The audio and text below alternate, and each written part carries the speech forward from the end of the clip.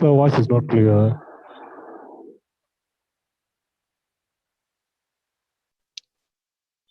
Hello నాకే కావాలా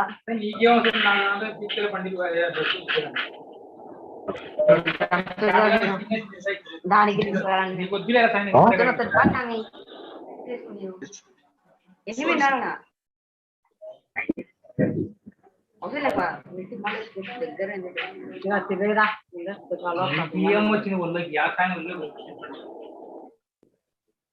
Please unmute all the people.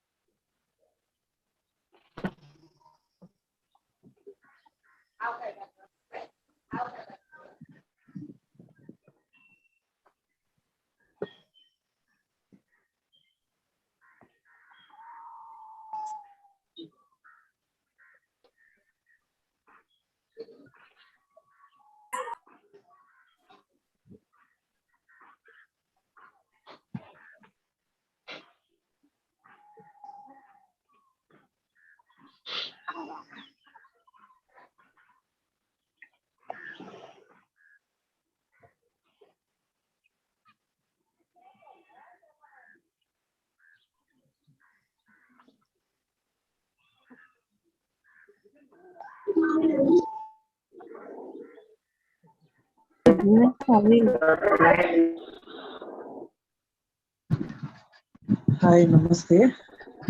నిన్న మొన్న క్లాసులో ఏం చెప్పారండి? AWS cloud computing anyone can share.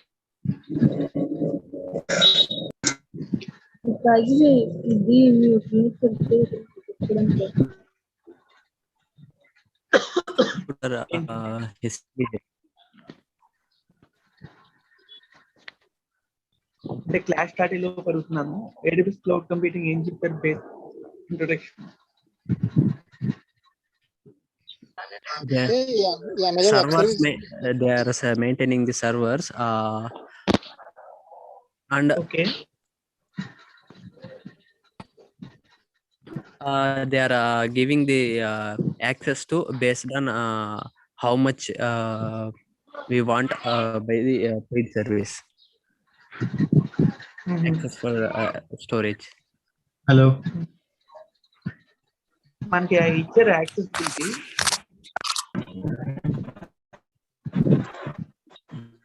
Did they give access? No boss.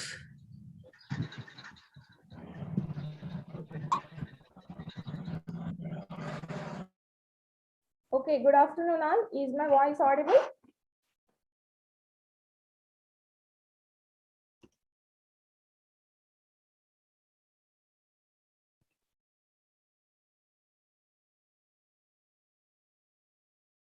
Okay, so ఇక్కడ చాలా మంది నేమ్స్ చేంజ్ చేసుకోలేదండి. నేను ఆల్రెడీ మీకు చెప్పాను కదా నిన్న క్లాస్లో, you have to change your name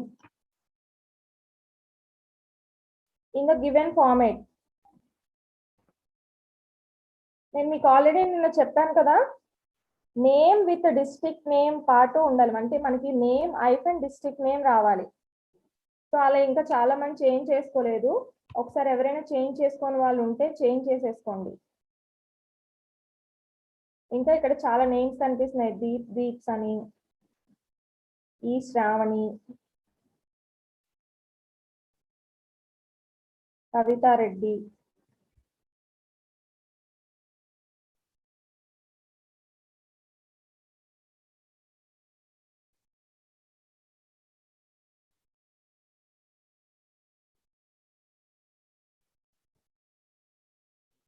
ఇక్కడ చాలా మొబైల్ నేమ్స్ కూడా కనిపిస్తున్నాయమ్మా. ఏదో రెడ్మీ అని వచ్చింది. సో మొబైల్ నేమ్ కాదు, మీ నేమ్ ఉండాలి అక్కడ. చూసుకోండి ఒకసారి, మీరు అందరూ చెక్ చేసుకోండి. పార్టిసిపెంట్స్ లోకి వెళ్ళి అసలు మీ నేమ్ కనిపిస్తుందా లేదా అని చెక్ చేసుకోండి. ఒకవేళ అక్కడ రెడ్మీ అని కనిపిస్తే అది మీరే.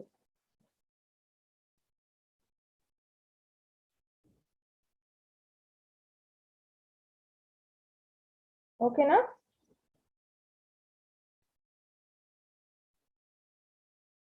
ఆల్మోస్ట్ చాలా మంది చేంజ్ చేశారండి, చాలా కొంతమంది మాత్రమే చేంజ్ అవ్వలేదు. సో వాళ్ళు కూడా చేంజ్ చేసేసుకుంటే ఇట్స్ బెటర్, ఎందుకంటే అటెండెన్స్ డైలీ కన్సిడర్ చేస్తాం. సో మీ డిస్ట్రిక్ట్ నేమ్తో లేకపోతే మేము కన్సిడర్ చేయడం అవ్వదు.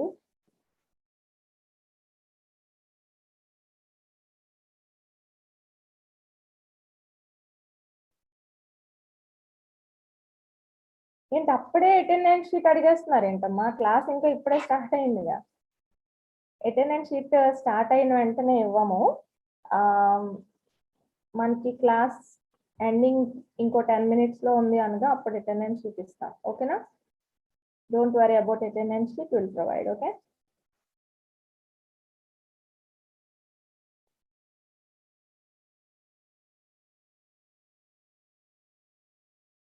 ఎవరిదైతే ఈరోజు ఫస్ట్ క్లాస్ వాళ్ళు ఉన్నారో వాళ్ళంతా కూడా నేమ్స్ ఫార్మేట్ చెప్పాను కదా, ఆ నేమ్స్ ఫార్మేట్ లో నేమ్స్ చేంజ్ చేసుకోండి. సో ఎస్టర్డే ఎవరైతే క్లాస్ అటెండ్ అయ్యారో వాళ్ళందరికీ కూడా క్లియర్ గా తెలుసండి ఈచ్ అండ్ ఎవ్రీ రూల్ కూడా. ఎవరైతే నిన్న క్లాస్ అటెండ్ కాలేదు, ఈ రోజు ఎవరిదైతే ఫస్ట్ క్లాసో వాళ్ళు మాత్రం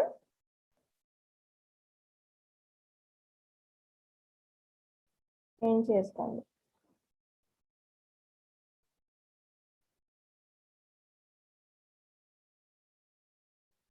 నేను ఆల్రెడీ హ్యాండ్స్ లోవర్ చేయమని చెప్పానమ్మా, కానీ ఇక్కడ చాలా మంది రైజ్ చేసేసారు. మేబీ తెలియక రైజ్ చేసి ఉండొచ్చు. అక్కడ మీకు లోవర్ హ్యాండ్ అని ఒక ఆప్షన్ కనిపిస్తుంది చూడండి, దాన్ని క్లిక్ చేస్తే ఆటోమేటిక్గా మీ హ్యాండ్ అనేది లోవర్ లోకి వెళ్ళిపోతుంది. ఓకేనా?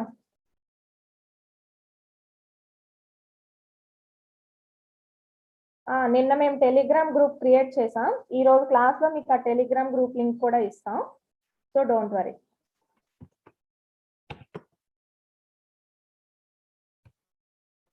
మీరు ఆ గ్రూప్ లో జాయిన్ అవ్వచ్చు. Any information we can share. So నిన్న క్లాస్ లో ఏం చెప్పుకున్నాం ఒకసారి ఎవరైనా చెప్పండి. ఇవన్నీ ఓకే కానీ నిన్న క్లాస్ లో ఏం చెప్పుకున్నాం ఎవరైనా చెప్పండి.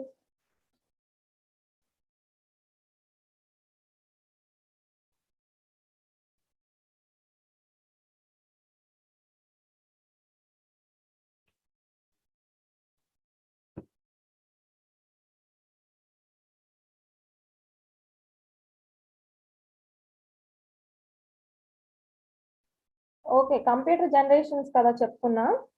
Okay good. Basics of computer, contents in AWS introduction, history of computer. Okay,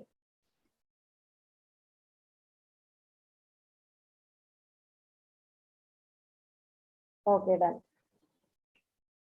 so ఈ రోజు ఇంకొంచెం టాపిక్ ఉందండి బేసిక్స్ ఆఫ్ కంప్యూటర్స్ లో. మనం అది కంప్లీట్ చేసుకున్నాక నెట్వర్కింగ్ కి ఎంటర్ అవుదాం. ఓకేనా? So AWS last topics of computer. ఎవరికైనా వాయిస్ వినిపించకపోతే ఇక్కడ చాలా మంది మెసేజ్ చేస్తున్నారు, ఒకసారి మీరు క్లోజ్ చేసి మళ్ళీ ఓపెన్ చేయండి అమ్మా. ఎవరికైనా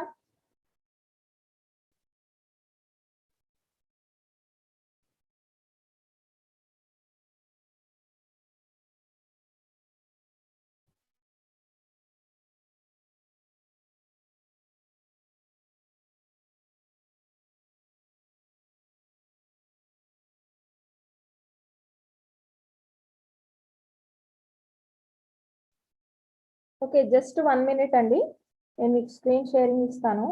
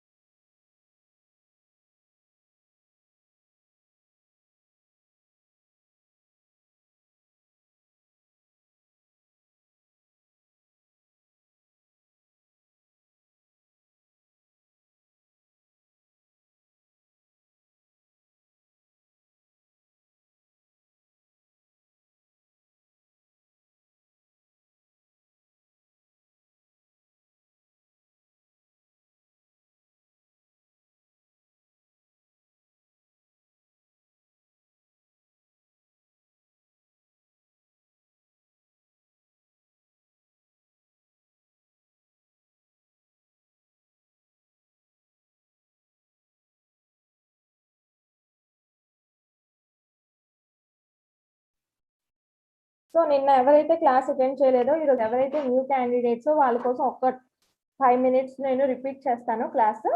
ఎవరికి ప్రాబ్లం లేదు కదా?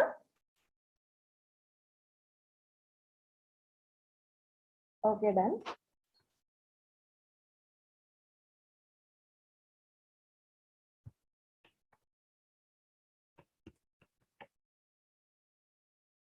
See, I hope my screen is visible now.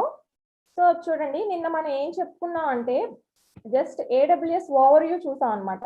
అంటే ఇప్పుడు చూడండి, నార్మల్ గా మన AWS అంటే ఏంటి అనేది మనకి బేసిక్ ఐడియా అయితే కావాలి కదా మన AWS నేర్చుకునే ముందు. సో దానికోసం మనకి కంప్లీట్ గా 5 modules ఉంటాయని చెప్పుకోండి. ఆ 5 modules లో కూడా మనకి ఫస్ట్ మాడ్యూల్ వచ్చేసి బేసిక్ ఆఫ్ కంప్యూటర్స్ కదా.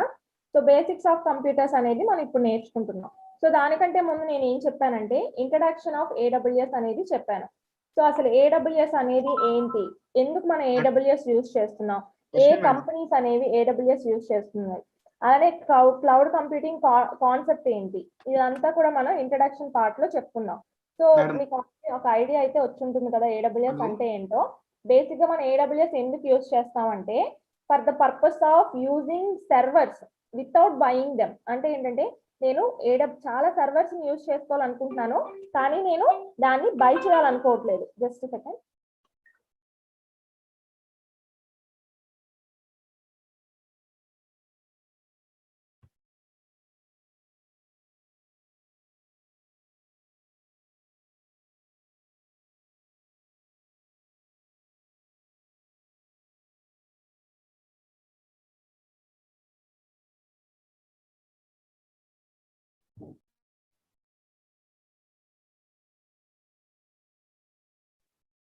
నేను సర్వర్స్ ని యూజ్ చేసుకోవాలనుకుంటున్నాను, బట్ నేను దానికి అమౌంట్ పే చేయకుండా ఉండాలి. అంటే ఏంటి, నార్మల్ గా నేను సర్వర్స్ ని కొనుక్కున్నాను అనుకోండి, నేను చాలా అమౌంట్ పే చేయాల్సి వస్తుంది. దానివల్ల డ్రాబ్యాక్ అయితే ఏవైనా సర్వర్స్ బ్రేక్ డౌన్ అయ్యాయి అనుకోండి, మళ్ళీ దానికి వేరేగా ఖర్చు పెట్టాలి, అవునా కాదా? Again if you want to put some extra benefits, అంటే ఇప్పుడు చూడండి ఫర్ ఎగ్జాంపుల్ సర్వర్స్ ని నేను ఫస్ట్ నేను ఏం ఇమేజిన్ చేసుకుంటాను, I'm having just hundreds of thousands of customers in my company అని అనుకుంటాను. అంటే నేను ఏ బిజినెస్ అయితే స్టార్ట్ చేశానో దానికి. బట్ వన్స్ నేను స్టార్ట్ చేసిన తర్వాత నా ఎక్స్పెక్టేషన్స్ అనేవి ఇంకా రీచ్ అయిపోవచ్చు, మోర్ దాన్ 1000 అలా lakhs లోకి వెళ్ళిపోవచ్చు. సో అలాంటప్పుడు సర్వర్స్ ఎక్కువ యూజ్ చేయాల్సి వస్తుంది. అంటే ఆటోమేటిక్ గా ఎక్కువ ఇంటర్నెట్ నాకు అవసరం అవుతుంది. సో అలాంటప్పుడు నేను సర్వర్స్ మళ్ళీ కొనుక్కుంటూ ఉండలేను కదా. సో అప్పుడు నాకు ఇంకా ఎక్స్ట్రా బర్డెన్ అనేది ఎక్కువ అవుతుంది. సో అలాంటప్పుడు AWS ఏంటంటే it is one of the service which they provide as servers on basis of rent అన్నమాట. అంటే మనం ఎంత యూజ్ చేస్తామో దానికి మాత్రమే రెంట్ పే చేస్తే సరిపోతుంది, కానీ మనకు కావాల్సినంత యూజ్ చేసుకోవచ్చు అండి. ఎంత కావాలనుకుంటే అంత యూజ్ చేసుకోవచ్చు, ఓకేనా? సో మనం ఒక రోజు తక్కువ యూజ్ చేస్తే తక్కువే పే చేస్తాం, ఎక్కువ యూజ్ చేస్తే ఎక్కువే పే చేస్తాం. So that is the main concept of cloud computing అన్నమాట. సో ఈ క్లౌడ్ కంప్యూటింగ్ లో AWS అనేది ఒక సర్వీస్, ఓకేనా? సో దీని గురించి మనం చెప్పుకున్నాం. అలానే దీనిలో మనం టోటల్ 5 modules ఉంటాయని చెప్పుకున్నాం కదా. సో ఈ 5 modules గురించి కూడా మనం ఎక్స్ప్లెయిన్ చేస్తున్నాం. అందులో ఫస్ట్ మాడ్యూల్ ఏంటండి, బేసిక్స్ ఆఫ్ కంప్యూటర్. కాబట్టి ఫుల్ డెప్త్ లో బేసిక్స్ ఆఫ్ కంప్యూటర్స్ నేర్చుకోవాలని చెప్పేసి ఒక ప్రెజెంటేషన్ అనేది నేను నిన్న స్టార్ట్ చేశాను. అందులో మనం అసలు వాట్ ఈజ్ కంప్యూటర్ అంటే ఏంటి, అసలు కంప్యూటర్ లో డిఫరెంట్ పార్ట్స్ ఏంటి, లైక్ కంప్యూటర్ లో జనరేషన్స్ ఏంటి, ఏ జనరేషన్ నుంచి ఇప్పుడు మనం ఏ జనరేషన్ లో ఉన్నాం, ఏ జనరేషన్ లో ఏ ఎక్విప్మెంట్స్ యూజ్ చేసాం, అసలు కంప్యూటర్ ఇన్వెన్షన్ చేసేటప్పుడు ఎలాంటి టైప్ ఆఫ్ కంప్యూటర్స్ యూజ్ చేసాం, ఎంత సైజ్ ఆఫ్ కంప్యూటర్స్ యూజ్ చేసాం, ఇవన్నీ కూడా మనం నేర్చుకున్నాం నిన్న, అవునా? అలానే ఒక block diagram of computer use చేసి కంప్యూటర్ ఇన్నర్ గా ఎలా ప్రాసెసింగ్ అనేది అవుతుంది, అవునా కాదా? సో అంటే మనం ఇప్పుడు ఇన్పుట్ ఇస్తాం, మనకి అవుట్పుట్ అయితే వచ్చేస్తుంది, మధ్యలో ఇన్పుట్ టు అవుట్పుట్ కన్వర్షన్ అనేది ఎలా జరుగుతుంది, సో అదంతా మనం ఇన్నర్ ప్రాసెసింగ్ అంటాం కదా. సో ఆ ప్రాసెసింగ్ అనేది ఎలా అవుతుంది, ఇదంతా మనం క్లియర్ గా నిన్న చూసాం. అలానే మనం కంప్యూటర్ లో డిఫరెంట్ టైప్ ఆఫ్ జనరేషన్స్ చూసాం, అవునా? అలానే కంప్యూటర్ హిస్టరీ చూసాం, అంటే అసలు కంప్యూటర్ ఎప్పుడు స్టార్ట్ అయింది, ఏ ఐడియాతో స్టార్ట్ అయింది, ఈ రోజు మనం యూజ్ చేస్తున్న క్యాలిక్యులేటర్ వరకు మనం రాగలిగా అంటే మధ్యలో ఎన్ని చేంజెస్ జరిగాయి, ఇవన్నీ కూడా మనం నిన్న చూసాం, అవునా? సో ఈ రోజు క్లాస్ లో మనం కంప్యూటర్ మెమరీ గురించి చూద్దామండి. Due to some work I'm unable to tell class today. So ఈ రోజు మీకు కంచిబాబు సార్ క్లాస్ ఎంగేజ్ చేస్తారు. సో ప్లీజ్ క్లియర్ గా మీరు క్లాస్ అబ్జర్వ్ చేయండి. Okay, thank you sir. Just madam. Stopping. Okay madam, thank you.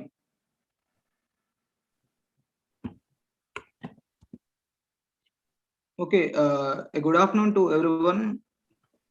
మంచిబాబు sir. Madam, నా voice వినిపిస్తుందా మీకు? మీ వాయిస్ వినిపిస్తుంది సార్.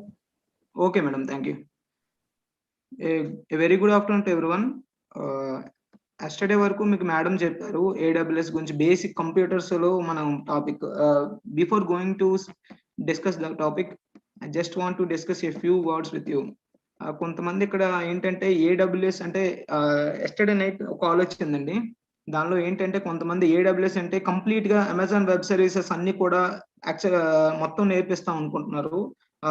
నేను ఫస్ట్ వాళ్ళకి అసలు ఈ కోర్స్ ఏంటి, దీని పర్పస్ ఏంటి ముందు క్లియర్ గా చెప్పాలనుకుంటున్నాను.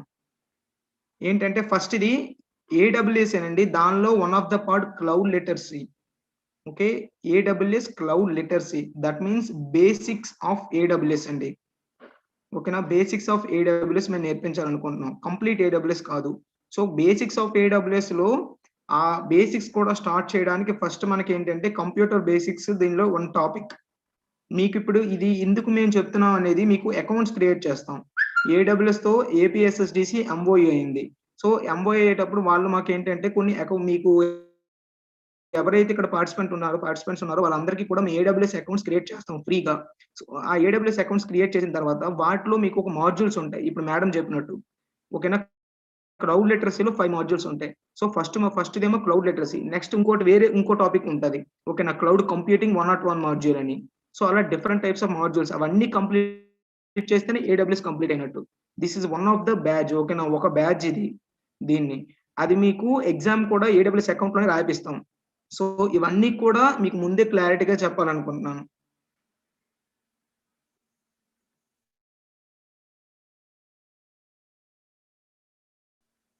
డిస్కస్ చేసాం, నేమ్స్ అనేవి క్లారిటీగా పెట్టండి. సో దట్ మీకు ఎందుకు నేమ్స్ ఇప్పుడు పెట్టమంటున్నానంటే, అట్ ద ఫైనల్ డే అంటే మేము ఇది కోర్స్ అనేది 30 అవర్స్ కోర్స్ అండి.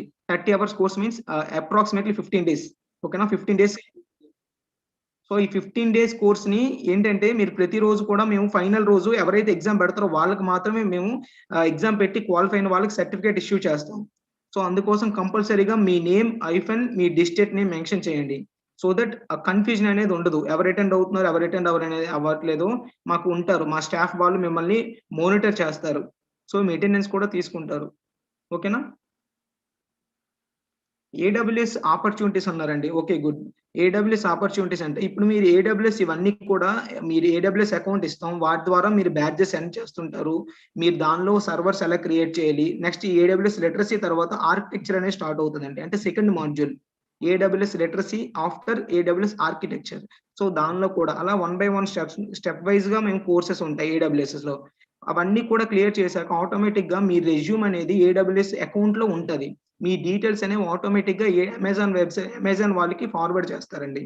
సో వాళ్ళు ఏంటంటే వాళ్ళ దగ్గర ఉండే క్లయింట్స్ ఎవరు ఉంటారో వాళ్ళందరికీ కూడా మీ రెజ్యూమ్ ఫార్వర్డ్ అవుతుంది. ఆటోమేటిక్ గా మీకు ఆపర్చునిటీస్ అనేవి వాళ్ళ నుండి through phone call or through emails మీకు వస్తాయి. ఐ హోప్ మీకు ఈ ఆపర్చునిటీస్ అలా వస్తుంది క్లియర్ అయింది అనుకుంటా. ఓకే, సో అందుకే మేము ఫస్ట్ బేసిక్స్ అనేవి ముందు చెప్తున్నామండి. ఐ నో చాలా మంది కూడా ఇక్కడికి వచ్చిన ఆల్ పార్టిసిపెంట్స్ అందరికీ కూడా ఒక ఐడియా అంటూ ఉంటది కంప్యూటర్స్ గురించి అన్ని కూడా. కాకపోతే స్టార్టింగ్ నుండి చెప్పాలి, ఎందుకంటే ఇప్పుడు ఏదైతే మేము టాపిక్ చెప్తున్నామో ఆ టాపిక్స్ మీద బేసిక్ కంప్యూటర్స్ లో క్వశ్చన్స్ అడిగే ఛాన్స్ ఉంది మీకు. దానికోసం ఇవన్నీ చెప్తున్నామండి. Thank you. మనం క్లాస్ స్టార్ట్ చేసుకుందాం. ఐ హోప్ మీ అందరికీ కూడా క్లియర్ అర్థమైంది అనుకుంటా ఈ కోర్స్ గురించి.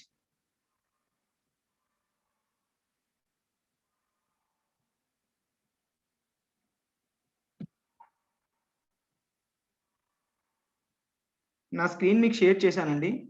ఐ హోప్ నా స్క్రీన్ అందరికీ కూడా విజిబుల్ లో ఉందనుకుంటా.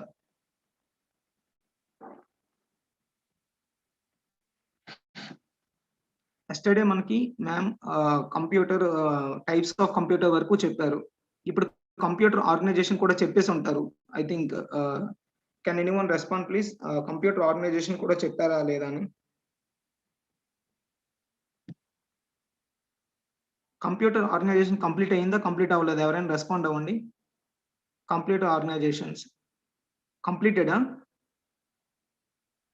Okay sir, okay, done, completed. Okay, okay, completed. Computer organisation అర్థమైంది కదా. సో మీకు అందరికీ తెలిసిన విషయమే, ఒక నార్మల్ కంప్యూటర్ అనేది అసలు బ్యాక్ ఎండ్ లో ఎలా వర్క్ చేస్తుంది, ఓకేనా, బ్యాక్ ఎండ్ లో ఎలా వర్క్ చేస్తుంది అనే దాని గురించి ఇది మీకు విజువల్ గా అర్థం అవడం కోసం ఇది పెట్టానండి, ఓకేనా. ఓకే, అందరూ కూడా చాట్ అనేది ఆపేయండి, మెసేజ్ ఆపండి, ఏమైనా డౌట్స్ ఓకే అడగండి అనేటప్పుడు అడగండి, సో దట్ మీకు నాకు అంటే కమ్యూనికేషన్ అనేది ప్రాబ్లం ఉండకూడదు. సో ఫస్ట్ మీ టాపిక్ వినండి ఏం చెప్తున్నాను. సో ఇప్పుడు కంప్యూటర్ ఆర్గనైజేషన్ మ్యామ్ మీకు చెప్పేశారు కదా. సో మనం ఏదైనా సరే సిస్టమ్కి ఏం చేసుకుంటాం, కంప్యూటర్ మీన్స్ సింపుల్ గా it takes input from the user and process the input and it will provide you desired output, ఓకేనా, టు ది యూజర్. అంటే ఒక యూజర్ దగ్గర నుండి ఒక ఇన్పుట్ తీసుకుంటుంది, అది ఎలా తీసుకుంటుంది అంటే ఇన్పుట్ డివైజెస్ లో తీసుకుంటుంది, తీసుకొని స్టోరేజ్ యూనిట్ లో స్టోర్ చేస్తుంది.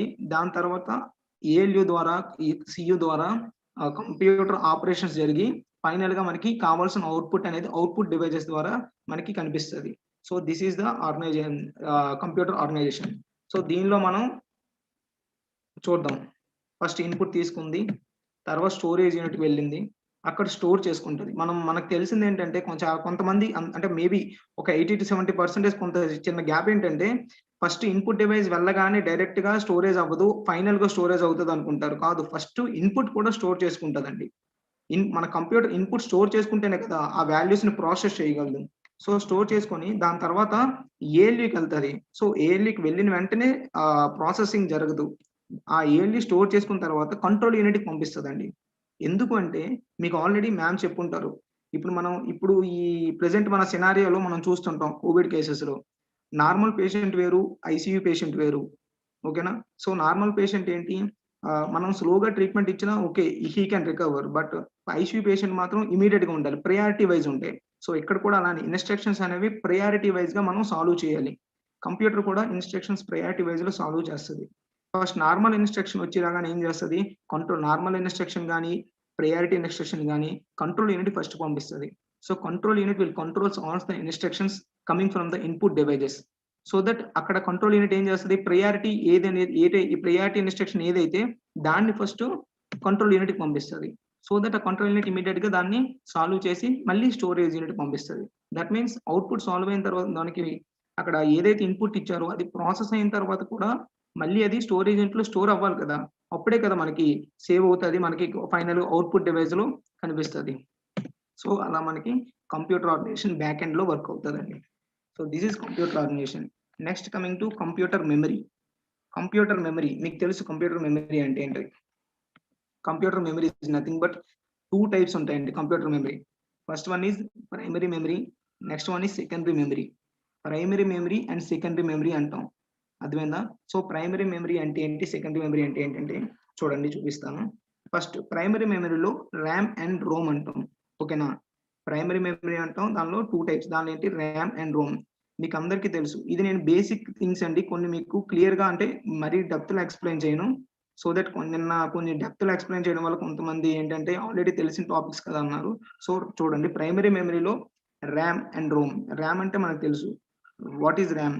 ర్యామ్ ఈజ్ నథింగ్ బట్ మనం ఏదైతే డైలీ ఏంటి మనం ఇన్ కేస్ మీకు అర్థమయ్యే టాపిక్ లో చెప్పాలంటే మన మొబైల్ ఉంటుంది, మొబైల్లో మనం ప్రతిసారి ఏదైనా మొబైల్ కొనేటప్పుడు కంపల్సరీగా ర్యామ్ ఎంత ఉంది ఓకేనా చూసుకుంటాం. ఎందుకు, ర్యామ్ కెపాసిటీ అంత ఎక్కువ ఉంటే అంత అప్లికేషన్స్ ఫాస్ట్ గా వర్క్ అవుతాయి, ఓకేనా. మొబైల్ అంత ఫాస్ట్ గా ఉంటది.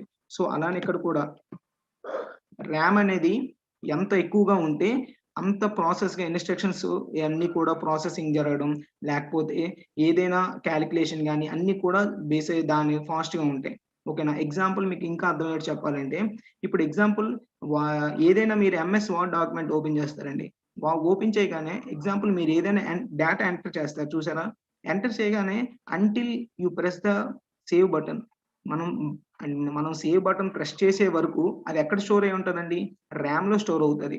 వై, బికాస్ మనకి ఏంటంటే మనం సేవ్ చేయలేదు కదా అప్పటి వరకు, అది సేవ్ చేశాక మనకు సెకండరీ డివైస్ లోకి వెళ్తుంది, అంటే దట్ మీన్స్ హార్డ్ డిస్క్ కానీ లేకపోతే ఎక్కడో దగ్గర, ఓకేనా. కానీ అంతవరకు కూడా ఏమవుతుంది, ర్యామ్ లో స్టోర్ అవుతుంది, అంటే ర్యామ్ లో ఉన్న మెమరీని యూజ్ చేసుకుంటుంది. ఇంకా మీకు క్లియర్ గా అంటే ఇప్పుడు ఏదైనా మొబైల్ ఓపెన్ చేయండి, మీ మొబైల్లో మినిమైజ్ ఆప్షన్ బటన్ ఉంటుంది, దాన్ని క్లిక్ చేయండి.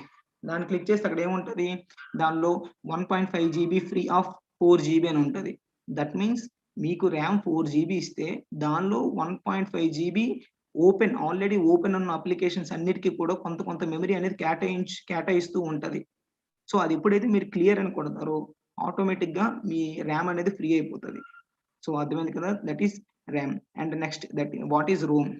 రోమ్ మీన్స్ సింపుల్ గా చెప్పాలి అంటే మనం ఎప్పుడైనా కంప్యూటర్ అనేది ఫస్ట్ మనం ఓపెన్ చేయగానే మనకి చూడండి ఫస్ట్ ఒక ఏమొస్తుంది అక్కడ బూటింగ్ ఆప్షన్స్ లో మీ కంప్యూటర్ మీ మదర్ బోర్డ్ ఏదైతే ఉందో ఆ మదర్ బోర్డ్ కంపెనీ నేమ్ అలాంటివన్నీ కూడా వస్తుంటాయి, చూస్తున్నారు కదా.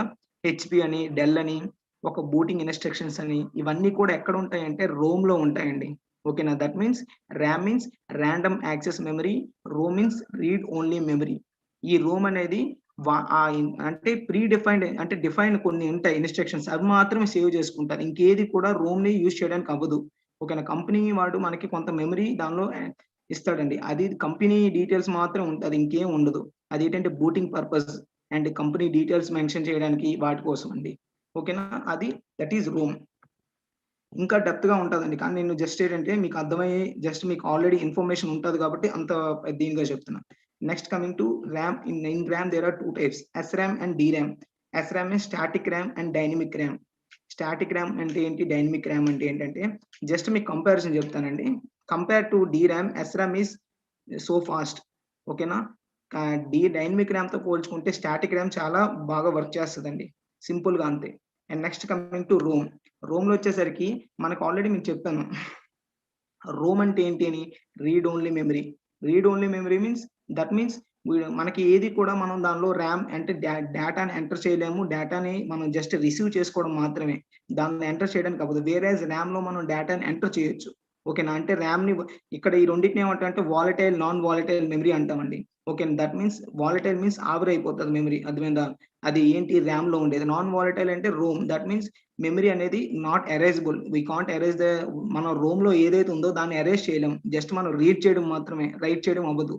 ఓకే, దెన్ దానిలో రోమ్ లో వచ్చేసరికి ప్రోమ్ అంటాం. ఈ PROM means programmable read only memory అంటాం.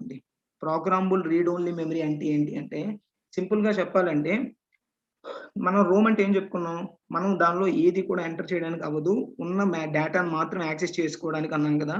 సేమ్ అలానే ప్రోగ్రామబుల్ రీడ్ ఓన్లీ మెమరీ అంటే ఏంటంటే మనకి ప్రోగ్రామబుల్ రీడ్ ఓన్లీ మీన్స్ మనం ఏదైతే కంపెనీ మనకి రోమ్ అంటే ఏంటి, ఒక కంపెనీ డీటెయిల్స్ అనేది దానిలో ఇన్సెర్ట్ చేసి బూటింగ్ ఇన్స్ట్రక్షన్స్ దానిలో ఇన్సెర్ట్ చేసి మనకి ఇస్తారు కదా. అలా కాకుండా ఎంటీ ర్యామ్ అంటే ఎంటీ రోమ్, ఏ ఇన్స్ట్రక్షన్స్ లేకుండా మనం ఒక మెమరీ తీసుకుంటే దాన్ని ప్రోమ్ అంటామండి, అర్థమైందా. అది వన్స్ మనం ఇన్స్ట్రక్షన్స్ కానీ దానిలో డంప్ చేసాము అంటే మళ్ళీ అది రోమ్ గా మారిపోతుంది. దట్ మీన్స్ మనకి ఒక ఛాన్స్ మాత్రం ఇస్తారు వాళ్ళు ప్రోమ్ ఒక ఎంటీ మెమరీ ఇస్తారు, దానిలో మీరు ఏదైనా ఇన్స్ట్రక్షన్స్ వన్స్ డంప్ చేశారంటే దాని తర్వాత మళ్ళీ అరేంజ్ చేయడానికి అవ్వదు, అది అలా ఆటోమేటిక్ గా రోమ్ లో మారిపోతుంది. వేరేస్ ఈ ప్రోమ్, ఓకేనా, ఈ PROM means electrical programmable read only memory. అదేంటంటామంటే మీరు ఈ ప్రోమ్ ని ర్యామ్ లో వాడొచ్చు. అంటే ఏంటి, ఇది ఈ ప్రోమ్ ని జస్ట్ ఏంటంటే ప్రోమ్ అంటే ఏం చెప్పాను, వన్స్ మనం ఏదైనా డేటా ఎంటర్ చేస్తే అది రోమ్ లో మారిపోతుంది అన్నాను కదా.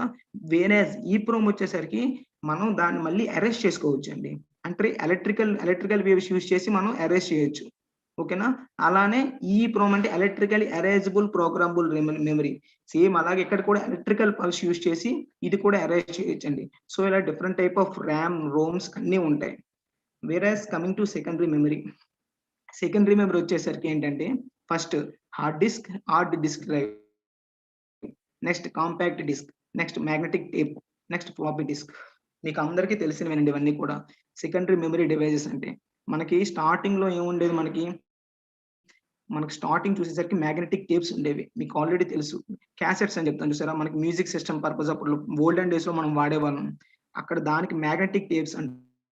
ఆ బ్లాక్ ఉంటుంది చూసారా, ఆ బ్రౌన్ కలర్ లో అది మ్యాగ్నెటిక్ టేప్ అంటాం అది. సో ఆ మ్యాగ్నెటిక్ టేప్ ద్వారా మనకు కావాల్సిన ఇన్ఫర్మేషన్ ని దానిలో స్టోర్ చేసేవాళ్ళం. ఎగ్జాంపుల్ మీరు సాంగ్స్ దాని నుండి వినేవారు కదా, సాంగ్స్ ఎలా స్టోర్ అయ్యేవి, ఆ మ్యాగ్నెటిక్ టేప్ లో స్టోర్ చేసేవారు.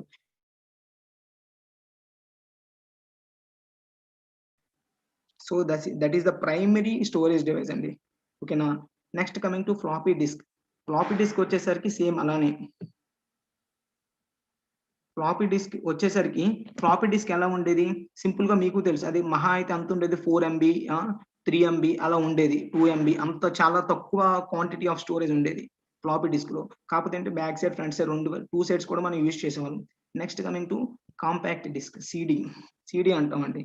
సిడి మీన్స్ మీకు తెలుసు అంత ఎంతవరకు స్టోరేజ్ ఉండేది, దానిలో మహా అయితే 700 MB వరకు 750 MB వరకు స్టోరేజ్ చేసేవాళ్ళం సిడిలో, అంతకు మించి స్టోర్ చేసేవాళ్ళం కాదు. It is useful for multimedia purpose కానీ ఫైల్స్ కానీ ఏదైనా స్టోర్ చేసుకోవచ్చు. వేరాస్ కమింగ్ టు హెచ్డిడి, ప్రెసెంట్ ఏంటంటే హెచ్డిడిస్ మనం హార్డ్ డిస్క్ డ్రైవ్స్ వాడుతున్నాం. దానిలో ఏంటంటే లేటెస్ట్ గా 1 TB 2 TB జిగాబైట్, ఓకేనా. అలా మనం ఏంటంటే టెక్నాలజీ పెరిగిన కొద్ది మనకి జనరేషన్ ఏంటంటే మనకి టెక్నాలజీ ఎంత ఇంప్రూవ్మెంట్ అవుతుందో మీకు తెలుసు, దాన్ని బట్టి టీబీస్ నుండి క్రాస్ చేసి మనం ఉన్నాం ప్రెసెంట్. సో దానిలో మనం ఏది కావాలంటే అది స్టోర్ చేసుకోవచ్చు. Okay, this is about second మనకి మెమరీ డివైజెస్ అండి.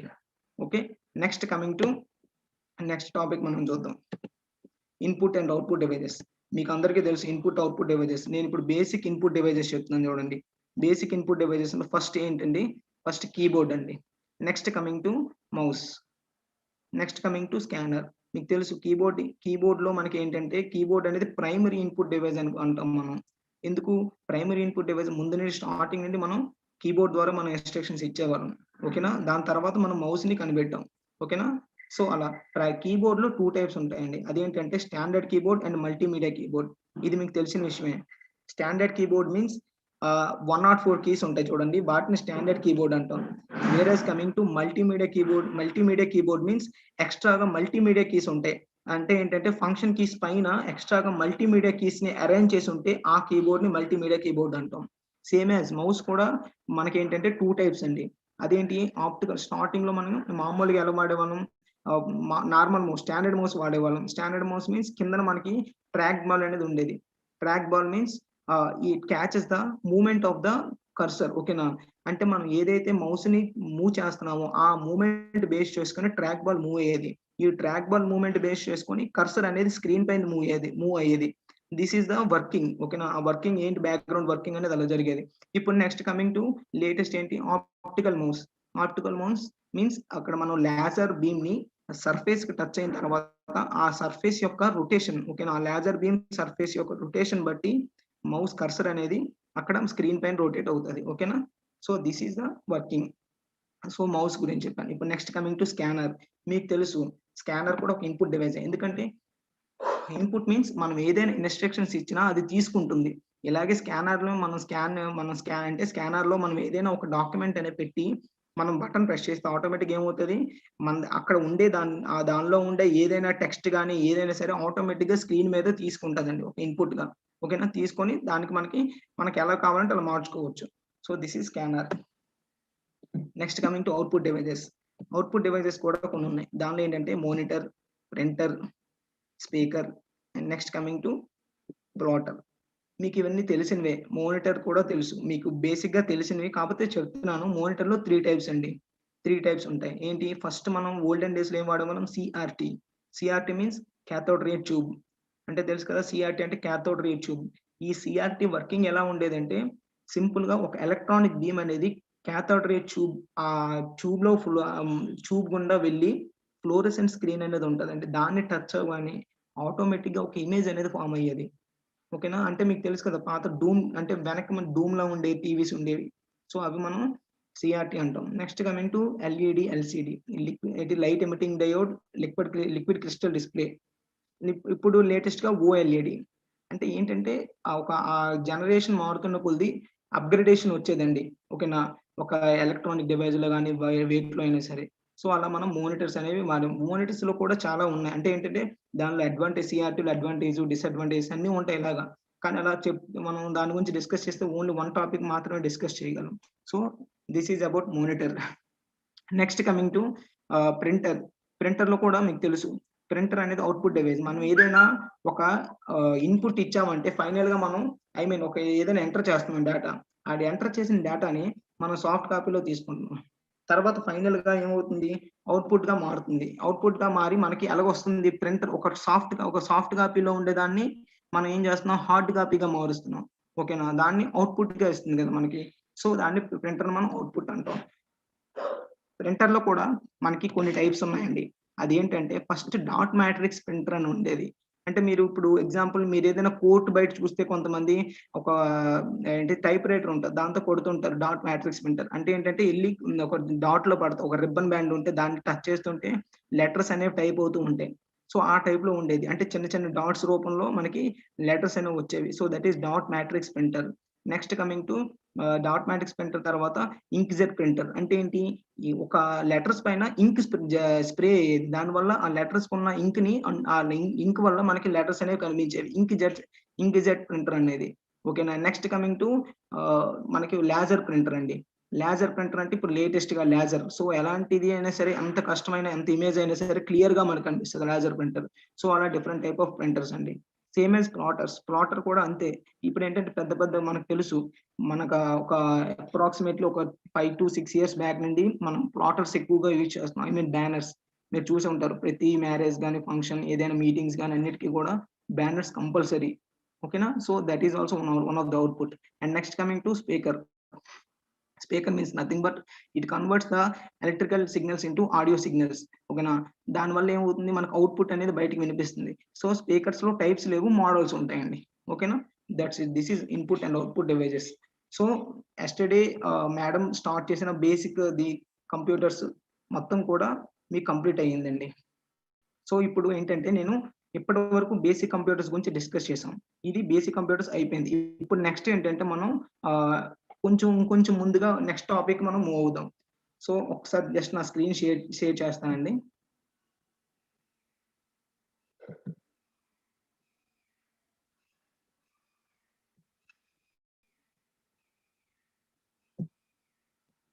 సో ఐ హోప్ నా స్క్రీన్ మీకు అందరికీ కూడా కనిపిస్తుంది అనుకుంటా. సో ఇందులో చూడండి, ఇందులో చూసేసరికి ఫస్ట్ మనం ఏంటంటే కంటెంట్స్ లో కంప్యూటర్ ఫండమెంటల్స్ ఆల్రెడీ మనం నేర్చుకున్నాం. హిస్టరీ ఆఫ్ ఇంటర్నెట్ ఇప్పుడు నేర్చుకోబోతున్నాం. Next cloud computing. So basic of computers లో మనం ఇప్పుడు దీనిలో మనం నేర్చుకోబోయేది 3 things. Computer fundamentals. So computer fundamentals అన్ని కూడా నేను ఇప్పటి వరకు కంప్లీట్ చేసేసాం. Next coming to history of internet, దానిలో ఇప్పుడు మనం డిస్కస్ చేద్దాం. ఓకే. ఇక్కడ కంప్యూటర్స్ లో మనం ఏంటంటే అన్ని చెప్పేసుకున్నామండి. చూసారా, ఫండమెంటల్స్ ఆఫ్ కంప్యూటర్ ఇన్పుట్ అంటే ఇన్పుట్ తీసుకున్న తర్వాత ప్రాసెస్ అవుతుంది, అది సిపియూలోకి వెళ్ళి ప్రాసెస్ అవుతుంది, అర్థమెటిక్ మెమరీ యూనిట్ వెళ్ళి అవుట్పుట్ స్టోర్ అవుతాయి. So next coming to storage. Storage కూడా మీకు తెలుసు, చెప్పాను. స్టోరేజ్ డివైజెస్ మనకి ఏంటంటే ఇప్పుడు హెచ్డిడి అవన్నీ కూడా స్టోరేజ్ డివైజెస్ చెప్పాను. And next coming to computer network. Computer network గురించి ఇప్పుడు మేము చెప్పుకోవాలండి. మెయిన్ గా ఇప్పుడు మనం టాపిక్ రిలేటెడ్ సబ్జెక్ట్ కి ఎంటర్ అవుతున్నామండి. మనం సబ్జెక్ట్ ఏదైతే ఉన్నామో అది టాపిక్స్ అన్ని కూడా దానిలో రిలేటెడ్ అయినవి. అవి ఇప్పుడు మీకు డిస్కస్ చేస్తాను చూడండి. ఫస్ట్ కంప్యూటర్ నెట్వర్క్ అంటే ఏంటి, అసలు కంప్యూటర్ ఎందుకు నెట్వర్క్ ఫామ్ చేయాలి ఏంటి అనేది డిస్కస్ చేద్దాం. Basically computer network means is a group of computers link to each other. That means అంటే కొన్ని కంప్యూటర్స్ అన్ని కూడా గ్రూప్ గా ఫామ్ అయ్యి that enables computer to communicate with another computer is called sharing of resources, data లేకపోతే applications ఏవైనా సరే. అంటే what I mean is present ఇప్పుడు కంప్యూటర్ నెట్వర్క్ మీన్స్ కొన్ని కంప్యూటర్స్ అన్ని కూడా ఒక గ్రూప్ గా ఫామ్ అయ్యి, ఓకేనా, దానిలో ఒక కంప్యూటర్ నుండి ఇంకో కంప్యూటర్ కి ఇన్ఫర్మేషన్ పాస్ అవ్వడం, లేకపోతే డేటా షేర్ చేయడం, లేకపోతే అప్లికేషన్స్ యూజ్ చేయడం, ఇలా చేస్తే ఆ నెట్వర్క్ మనం ఏమంటాం, కంప్యూటర్ నెట్వర్క్ అంటామండి. ఆ కంప్యూటర్ నెట్వర్క్ లో ఉండే డిఫరెంట్ టైప్స్ ఆఫ్ నెట్వర్క్స్ ఏంటంటే first LAN means local area network. Next coming to వ్యాన్ means wide area network. Next MAN means metropolitan area network. Next finally personal area network. So these are the 4 types of networks అండి. Main గా మనం ఏంటంటే MAN గురించి discuss చేస్తాం చాలా మంది. LAN means local area network చెప్పాను కదా. సో ఫస్ట్ మనం ల్యాన్ అంటే ఏంటో నేర్చుకుందాం. LAN is nothing but, LAN అంటే ఏంటంటే సింపుల్ గా చెప్పాలంటే మనకి ఆఫీసెస్ అంటే చిన్న ఆఫీస్ ఉంటాయి చూసారా, ఆఫీస్ లో మనం ఎస్టాబ్లిష్ చేసిన నెట్వర్క్ ని లోకల్ ఏరియా నెట్వర్క్ అంటామండి. ఎగ్జాంపుల్ మీకు సెంటెన్స్ ఫార్మేషన్ లో చెప్తాను వినండి సింపుల్ గా. A group of computers connected to each other in a small area such as office అవ్వచ్చు, బిల్డింగ్ అవ్వచ్చు, ఓకేనా, అవన్నీ కూడా అలా చేస్తే దాన్ని మనం లోకల్ ఏరియా నెట్వర్క్ అంటామండి. ఈ లోకల్ ఏరియా నెట్వర్క్ లో మనం ఏంటంటే ఎక్కువగా యూజ్ చేసేది ట్విస్టెడ్ పేరు, కోయాక్సియల్ కేబుల్, అవన్నీ కూడా యూజ్ చేసి మనం కంప్యూటర్స్ ని కనెక్ట్ చేస్తాం. అలా కనెక్ట్ చేసి యూజ్ చేసిన దాన్ని లోకల్ ఏరియా నెట్వర్క్ అంటామండి. ఓకేనా. మీకు ఎందుకంటే మెయిన్ గా మనం కొన్ని ఆఫీసెస్ లో చూస్తాం. అంటే ఏంటంటే ఆ ఆఫీసులో ఎక్కడి నుండి అక్కడికి ఒక ఆఫీసర్ నుండి ఇంకో ఆఫీసర్ కి ఇన్ఫర్మేషన్ అనేది షేరింగ్ ఉండాలి. లేకపోతే ఏమవుతుందంటే ప్రాపర్ కమ్యూనికేషన్ అనేది ఉండదు.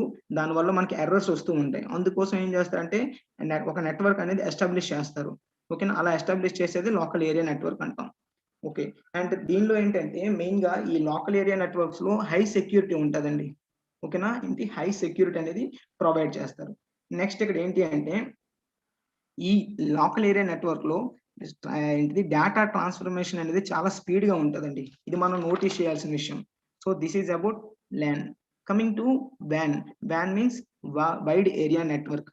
Wide area network means that extends over a geographical area such as states or countries. అంటే ఏంటి, మనకి స్టేట్స్ నుండి ఇంకో స్టేట్ కి, కంట్రీస్ నుండి ఇంకో కంట్రీస్ కి ఆ నెట్వర్క్ ఎస్టాబ్లిష్ చేస్తే వైడ్ ఏరియా నెట్వర్క్ అంటామండి. సింపుల్ గా కావాలంటే మనం ఏం చెప్పొచ్చు, internet is one of the biggest wide area network in the world అని కూడా మనం చెప్పొచ్చు అండి. ఓకేనా. సో ఇంకోటి ఏంటంటే ఈ WAN అనేది కంపేర్ టు LAN తో పోల్చుకుంటే చాలా బిగ్గర్ అండి. ఓకేనా. మీకు తెలుసు LAN అంటే లోకల్ ఏరియా, WAN అంటే వైడ్ ఏరియా నెట్వర్క్ అన్నాను. సో ఇంటర్నెట్ అన్నాను ఆటోమేటిక్ గా. సో అంత అంటే దీంతో కంపేర్ చేసుకుంటే చాలా పెద్దది. సో ఇంకో విషయం ఏంటంటే ఇక్కడ WAN అనేది ఎక్కువగా మనం ఎక్కడ యూజ్ చేస్తామంటే బిజినెస్ ఫీల్డ్ లో యూజ్ చేస్తామండి. బిజినెస్ ఫీల్డ్ లో కానీ, గవర్నమెంట్ ఆఫీసెస్ లో కానీ, ఎడ్యుకేషన్ పర్పస్ కానీ ఇవన్నీ కూడా WAN యూజ్ చేస్తాం. Okay. Next coming to MAN means metropolitan area network అండి. ఈ మెట్రోపాలిటన్ ఏరియా నెట్వర్క్ అంటే సింపుల్ గా మీకు ఎక్కడ యూజ్ చేస్తారు ఫస్ట్ చెప్తాను చూడండి. ఎక్కువగా మనం ఎయిర్లైన్ రిజర్వేషన్స్ లో కానీ, communication between banks in city, అంటే సిటీస్ మధ్యలో బ్యాంక్స్ ఉంటాయి కదా, కొన్ని బ్యాంక్స్, ఆ బ్యాంక్స్ కమ్యూనికేషన్ పర్పస్ అనేది ఈ MAN అనేది మనం వాడతామండి. అండ్ సింపుల్ గా చెప్పాలంటే దట్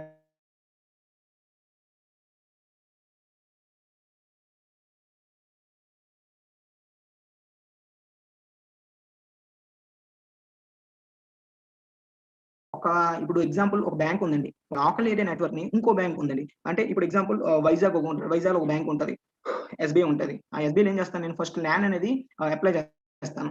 ఇప్పుడు విజయనగరం ఉంటుంది, దానిలో ఇంకో LAN అనేది అప్లై చేస్తాను. సో ఆ రెండింటిని ఇంటర్ కనెక్ట్ చేస్తే మెట్రోపాలిటన్ ఏరియా నెట్వర్క్ అవుతుంది. సో అలా మనం LAN కి ఇంటర్నల్ కనెక్షన్స్ అనేవి ఎస్టాబ్లిష్ చేస్తామండి.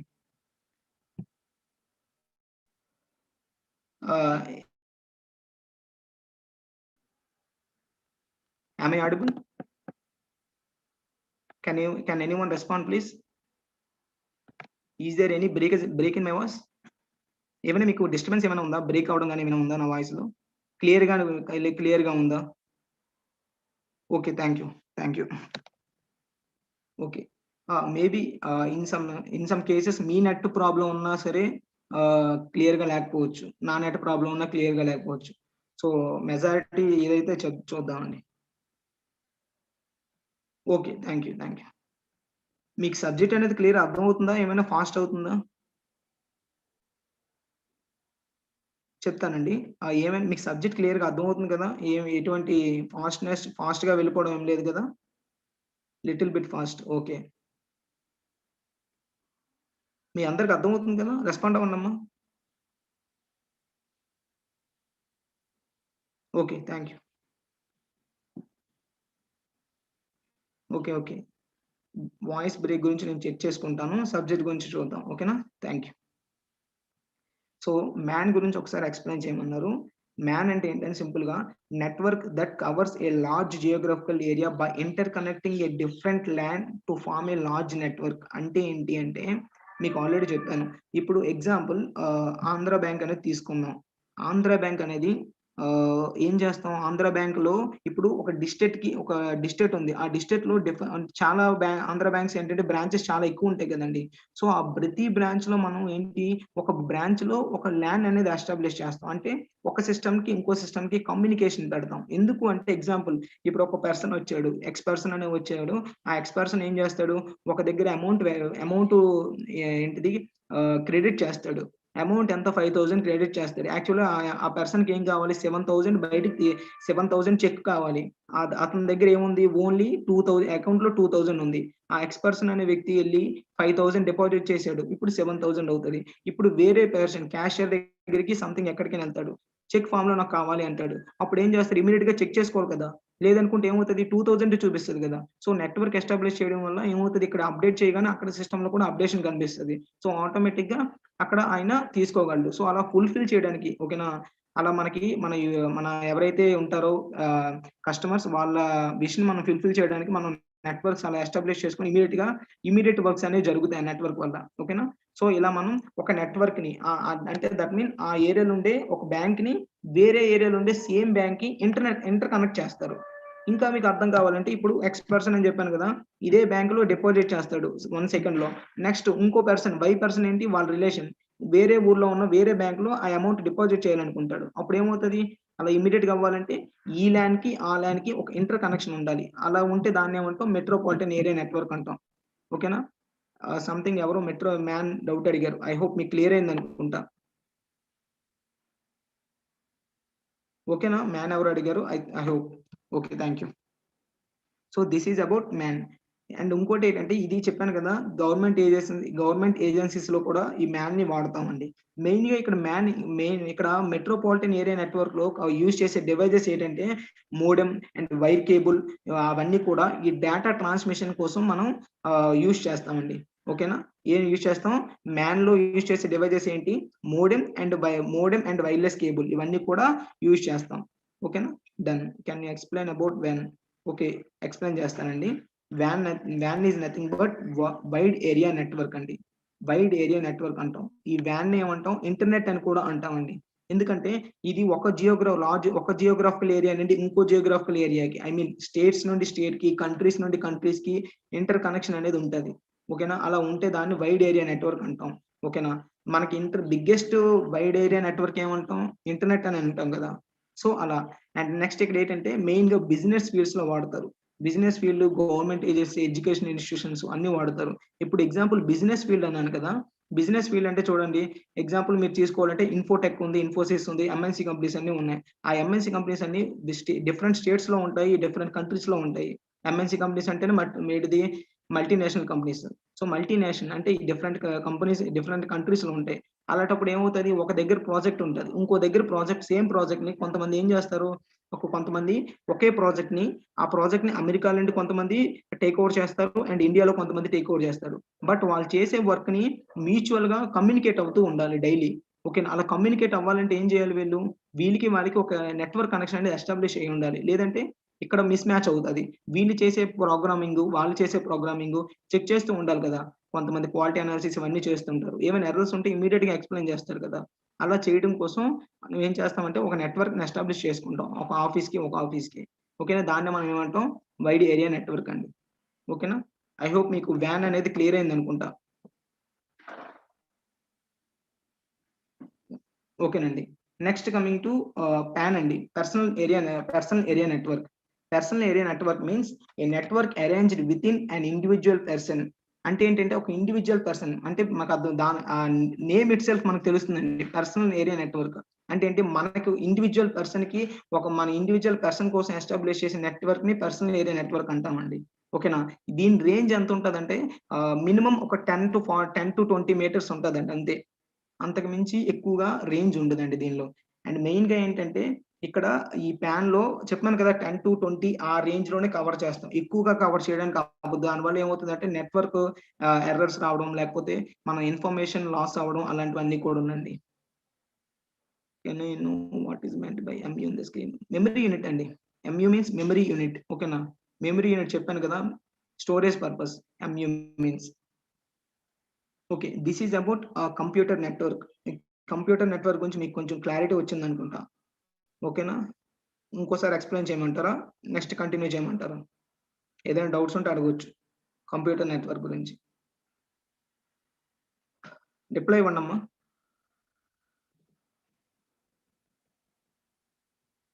Okay, thank you.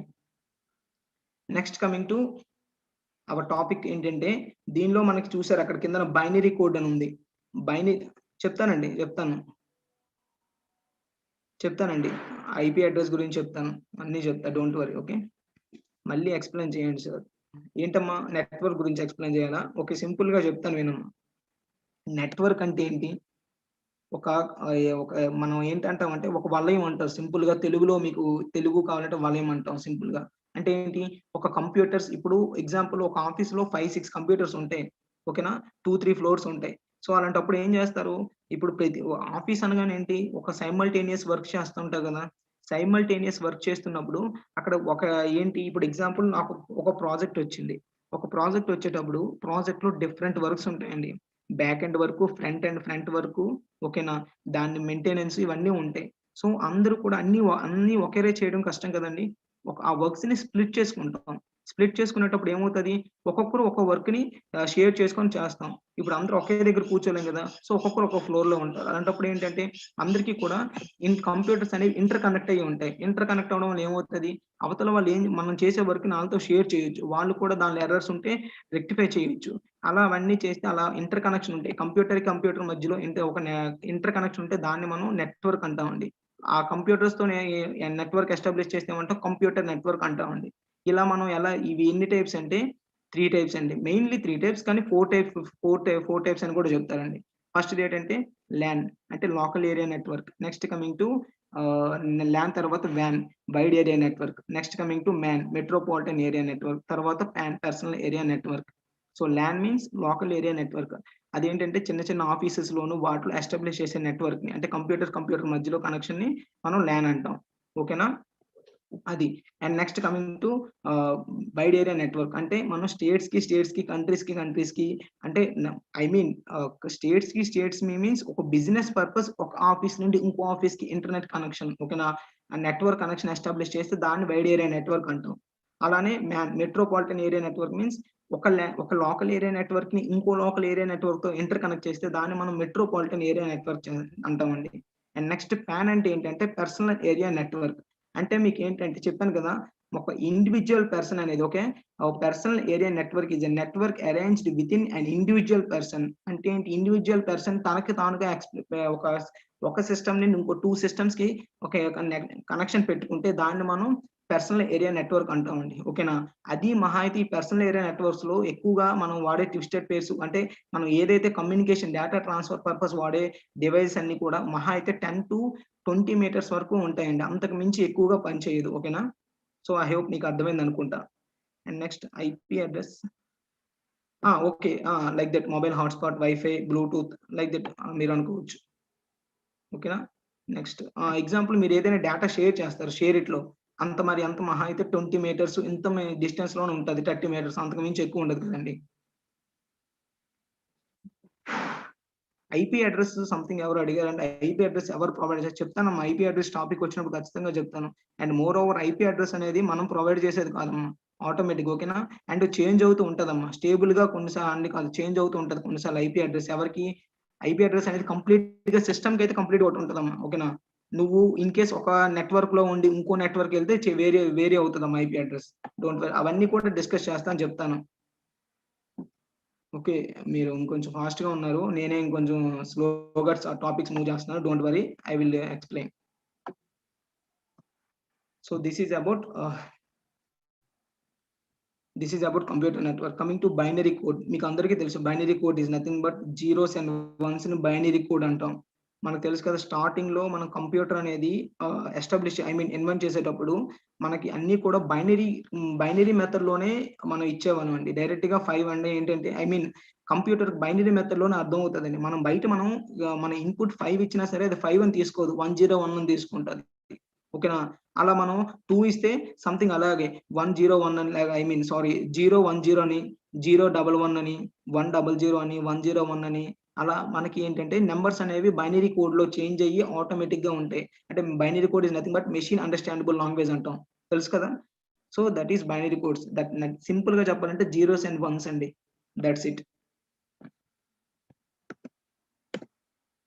Next coming to hardware. మీకు తెలుసు హార్డ్వేర్ అంటే ఏంటో తెలుసు కదా, విచ్ వీ కెన్ టచ్, ఓకేనా. ఫిజికల్ గా మనం టచ్ చేసే పార్ట్స్ అన్నిటిని కూడా హార్డ్వేర్ పార్ట్స్ అని అంటాం. అమ్మ నేను ఎన్ఏఎస్ ఏంటమ్మా, ఎన్ఏఎస్ నేను ఎక్కడ చెప్పలేదు కదా, ఇప్పుడు ఎన్ఏఎస్ అని ఎక్కడే నేను చెప్పలేదు కదమ్మా తులసిరామ్. స్క్రీన్ స్ట్రక్ అవ్వలేదమ్మా, ఇంకా ఎక్స్ప్లెయిన్ చేస్తున్నాను. Okay done. ఇప్పుడు ఏంటంటే ఇక్కడ hardware parts, next topic hardware అండి. Hardware is nothing but the parts hardware అంటే ఏంటంటే మనం ఏదైతే ఇప్పుడు example keyboards, input devices, output devices అవన్నీ కూడా చెప్పాం కదా, అవన్నీ కూడా హార్డ్వేర్ పార్ట్స్ ఏనండి. సో అవన్నీ కూడా all those are come under hardware. Okay, done. మీకు ఆల్రెడీ కంప్యూటర్ ఆర్గనైజేషన్ చెప్పేశానండి. So I don't want to waste that time. So next topic ఏంటంటే హిస్టరీ ఆఫ్ ఇంటర్నెట్ అండి. History of internet. Internet history గురించి మనం తెలుసుకోవాలండి. ఎందుకంటే మనం AWS అనగానే ఫస్ట్ మనకి మేజర్ రోల్ ఏంటండి, ఇంటర్నెట్ అండి. వితౌట్ ఇంటర్నెట్ మనం AWS అనేది అది క్లౌడ్ కంప్యూటింగ్. ఓకేనా, మీకు మేడం చెప్పుకుంటారు AWS నథింగ్. అసలు AWS అంటే ఏంటో మీకు చెప్పారా లేదా? AWS అంటే ఏంటి? మెయిన్ గా క్లౌడ్ కంప్యూటింగ్ కోసం మనం AWS అనేది అమెజాన్ వెబ్ సర్వీసెస్ అండి. అంటే అమెజాన్ కంపెనీ ఒక వెబ్ సర్వీసెస్ ని ప్రొవైడ్ చేస్తుంది, దాన్ని మనం AWS అంటాం. AWS వాళ్ళు ఏం చేస్తారంటే క్లౌడ్ కంప్యూటింగ్ చేస్తారండి. మెయిన్ వాళ్ళ basic background work cloud computing. Cloud computing అంటే ఏంటో తెలుసు కదా మీకు. దాని గురించి కూడా నెక్స్ట్ టాపిక్ ఉందండి, అది కూడా చెప్తాను క్లియర్ గా, డోంట్ వరీ.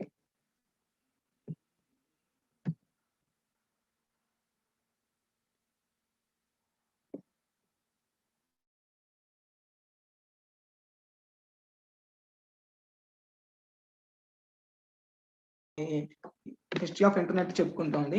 దానిలో ఏంటంటే ఫస్ట్ వన్ అసలు హిస్టరీ ఆఫ్ ఇంటర్నెట్ కాదు, ఫస్ట్ వాట్ ఈస్ ఇంటర్నెట్ ఏంటో తెలుసుకుందాం. ఇంటర్నెట్ అంటే ఏంటి అంటే, ఆమె ఆడిబుల్, నా వాయిస్ క్లియర్ గా ఉంది కదండి? కొంతమంది వాయిస్ క్లారిటీ లేదంటున్నారు. వాయిస్ క్లారిటీగా ఉందా? ఏమైనా డిస్టర్బెన్స్ ఏమైనా వస్తుందా? బ్రేక్స్ ఏమైనా వస్తుందా? ప్లీజ్ ఒకసారి రిప్లై ఇవ్వండి అమ్మా ఎవరైనా. Okay, thank you. So first one is, what is internet? Internet means nothing but it is a vast network that connects computer all over the world అండి. సింపుల్ గా చెప్పాలంటే vast network that connects computer all over the world. అంటే మీకు ఇందాక చెప్పాను wide area network అని. అంటే ఏంటి, మొత్తం వరల్డ్ అంతా కూడా మనం నెట్వర్క్ ఎస్టాబ్లిష్ చేసి ఉంటుందండి. ఓకేనా, సో దట్ మన ఇంటర్నెట్ ద్వారా ఏదైనా ఎక్కడి నుండి ఏదైనా సరే మనం యాక్సెస్ చేయొచ్చు, షేర్ చేయొచ్చు. ఓకేనా, ఎగ్జాంపుల్ జీమెయిల్. సింపుల్ గా చెప్పాలంటే ఒక జీమెయిల్ ఉంది, నువ్వు అమెరికాలో ఉండి యాక్సెస్ చేయొచ్చు, ఇక్కడ కూడా ఉన్నావు. ఓకే, ఎక్కడి నుండి అక్కడ మెయిల్ మనం చేసుకున్నా, అక్కడి నుండి ఇక్కడ పంపించినా మనం ఏదైనా సరే వాళ్ళు మెయిల్ రిసీవ్ చేసుకోగలం, యాక్సెస్ చేయగలం. ఓకేనా, మనం ఏంటంటే రీసెంట్ గా మనం టెక్నాలజీ ఇంప్రూవ్ అయ్యకూడదు, మీకు తెలుసు. మనం ఏంటంటే మనం వీడియో కాల్స్ మాట్లాడవచ్చు, ఇవన్నీ కూడా త్రూ ఇంటర్నెట్. సింపుల్ గా చెప్పాలంటే ఓకేనా, అంటే ఏంటంటే పీపుల్ కెన్ షేర్ ఇన్ఫర్మేషన్. ఓకేనా, ఈజీగా పీపుల్ ఇన్ఫర్మేషన్ షేర్ చేసుకోవచ్చు, సింపుల్ గా చెప్పాలంటే. అండ్ నెక్స్ట్ ఇంకోటి ఏంటంటే, internet is a distributed packet switched network అండి. ఇది మెయిన్ థింగ్ అండి. మనం సింపుల్ గా చెప్పాలంటే ఏంటంటే, what is internet and topics ఇవన్నీ కూడా హిస్టరీ ఆఫ్ ఇంటర్నెట్ లో. First one is internet. దీనిలో మీకు ఇప్పుడే చెప్పాను కదా, internet is a distributed packet switched network అండి. ప్యాకెట్ స్విచ్డ్ నెట్వర్క్ అంటే ఏంటి అంటే చెప్తాను, ఒకసారి చూడండి. ఇప్పుడు ఎగ్జాంపుల్ మనం ఒక ఇన్ఫర్మేషన్, మనకి ఇక్కడ ప్యాకెట్ స్విచ్డ్ నెట్వర్క్ అనేది చాలా ఇంపార్టెంట్ అండి టాపిక్ లో, ఇక్కడ AWS లో. ఎందుకు అంటే ఇప్పుడు మనం మీరు ఒక మెసేజ్ అనేది టైప్ చేస్తున్నారండి. ఒక మెసేజ్ అనేది ఒక దగ్గర నుండి ఇంకో దగ్గరికి, ఒక టెక్నికల్ ఫామ్ లో చెప్పాలంటే one message is transforming from sender to receiver. ఓకేనా, సోర్స్ టు డెస్టినేషన్. మనకి టెక్నికల్ వర్డ్స్ ఉంటాయి, సెండర్ టు రిసీవర్ అంటాం, సోర్స్ టు డెస్టినేషన్ అంటాం, ఏదో ఒకటి. సో అక్కడ సోర్స్ నుండి మనం సోర్స్ లో స్టార్ట్ అయింది ఒక మెసేజ్, ఆ మెసేజ్ అనేది డైరెక్ట్ గా రిసీవర్ కి వెళ్ళిపోతుంది అంటే నో, అలా వెళ్దు. ఎప్పుడు కూడా మనం అనుకుంటాం వెళ్తుందని, కానీ నో. టెక్నికల్ గా ఏం జరుగుద్ది అంటే, మీకు అందరు తెలిసిన విషయం, అక్కడ ఒక మెసేజ్ అనేది డిఫరెంట్ ఒక సెగ్మెంట్స్ గా ఫామ్ అవుతాయండి. అంటే ప్యాకెట్స్ గా డివైడ్ అవుతుంది. డివైడ్ అయిపోయిన తర్వాత ప్రతి ప్యాకెట్ అనేది ఒక క్వాంటిటీ ఆఫ్ ఇన్ఫర్మేషన్ ని స్టోర్ చేసుకుంటది. ఆ క్వాంటిటీ ఆఫ్ ఇన్ఫర్మేషన్ ని స్టోర్ చేసుకుని అవన్నీ కూడా, ఆ ప్యాకెట్స్ అన్ని కూడా మనకి ఒక ఐపీ స్పెసిఫిక్ TCP ద్వారా, IP ద్వారా మాకు ఒక ఫామ్ లో వెళ్ళి రిసీవర్ దగ్గరికి రీచ్ అవుతాయండి. ఆ రిసీవర్ దగ్గర కూడా ఆ ప్యాకెట్స్ అన్ని కూడా యాజ్ టీజ్ గా వచ్చాయా లేదని అక్కడ TCP IP మళ్ళీ చెక్ చేసుకుంటది. అంటే ట్రాన్స్మిషన్ కంట్రోల్ ప్రోటోకాల్ అక్కడ చెక్ చేసుకొని, అది వచ్చిన తర్వాత మనకి ఫైనల్ గా అవుట్పుట్ గా ఒక మెసేజ్ డిస్ప్లే అవుతుంది. ఇప్పుడు ఎగ్జాంపుల్ మీరు వాట్సాప్ లో ఒక వీడియో ఉందనుకోండి, ఆ వీడియో ఇక్కడ నుండి ఒక సెండర్ నుండి రిసీవర్ వరకు వెళ్తుంది. వెళ్ళిన తర్వాత మీకు ఏమైనా మధ్యలో డ్యామేజ్ వచ్చినా, ఏం జరిగినా ఏమవుతుంది, డౌన్లోడ్ కంప్లీట్ గా డౌన్లోడ్ అవ్వదు, ఎర్రర్ అని చూపిస్తుంటది. అవునా కదా? So that some packets, some message packets are missing in that. అంటే సెండర్ నుండి రిసీవర్ కి వెళ్ళే టైంలో కొన్ని ప్యాకెట్స్ ఎర్రర్ మిస్ అయ్యాయి అని ఇమీడియట్ గా మనకు అర్థం అవుతుంది. ఓకేనా, మళ్ళీ ఇన్ కేస్ మళ్ళీ రెండోసారి అదే మెసేజ్ పంపిస్తే ఏమవుతుంది, మళ్ళీ స్టార్టింగ్ నుండి తీసుకోదండి, ఎంతవరకు మనకి రీచ్ అయ్యాయో అంతవరకు ఉండి రిమైనింగ్ ఆటోమేటిక్ గా మళ్ళీ అది అడ్జస్ట్ అవుతుంది. ఎగ్జాంపుల్ మీకు బాగా ఎగ్జాంపుల్ అర్థం కావాలంటే కొంతమంది ఏవైనా మొబైల్లో మూవీస్ డౌన్లోడ్ చేసినా లేకపోతే షేర్ ఇట్ ద్వారా ట్రాన్స్ఫార్మ్ చేసినా ఏమవుతుందంటే సడన్ ఎర్రర్ ఏదైనా వచ్చింది అనుకోండి, ఎర్రర్ రాగానే మళ్ళీ రెండోసారి పంపిస్తే ఏమవుతుంది, మళ్ళీ ఫస్ట్ నుండి రీచ్ అవ్వదు, ఎక్కడైతే స్టాప్ అయిందో అక్కడి నుండి కంటిన్యూ అవుతుంది. మీరు షేర్ ఇట్ లో బాగా అబ్జర్వ్ చేస్తే. సో దట్ అలా మనకి ఇంటర్నెట్ అనేది ఏంటంటే డిస్ట్రిబ్యూటెడ్ ప్యాకెట్స్ ఇచ్చే నెట్వర్క్ అండి. ఓకేనా. నెక్స్ట్ ఇన్వెంటర్స్ ఎవరంటే బాబ్కాన్, ఒకరు బాబ్కాన్ అండి, నెక్స్ట్ వెంట్ సర్ఫ్ అండి. సో వీళ్ళిద్దరు కూడా ఇంటర్నెట్ ఇన్వెంట్ చేశారండి. ఓకేనా. ఇది ఎప్పుడు ఇన్వెంట్ చేశారు ఏంటి అంటే మనకి 1890, ఇప్పుడు ఐ థింక్ 1890s అప్రాక్సిమేట్లీ అనుకుంటానండి, సారీ డేట్ తెలియదు. సో ఆ టైంలో ఇన్వెంట్ చేశారు. Next coming to what is ARPANET. ARPANET అంటే ఏంటో చెప్తాను వినండి. స్టార్టింగ్ ఫస్ట్ అబ్రివేషన్ చెప్దామండి. Advanced research projects agency network అంటామండి. ఏంటి advanced research projects agency network. ఓకేనా. సో దీన్ని ఏంటంటే ఫస్ట్ గా ఇది ఎప్పుడు డెవలప్ చేశారంటే 1966 లో డెవలప్ చేశారు. ఎక్కడ డెవలప్ చేశారంటే యుఎస్ఏ అండి. ఎవరు డెవలప్ చేశారంటే అడ్వాన్స్డ్ రీసెర్చ్ ప్రాజెక్ట్స్ ఏజెన్సీ వాళ్ళు డెవలప్ చేశారు దీన్ని.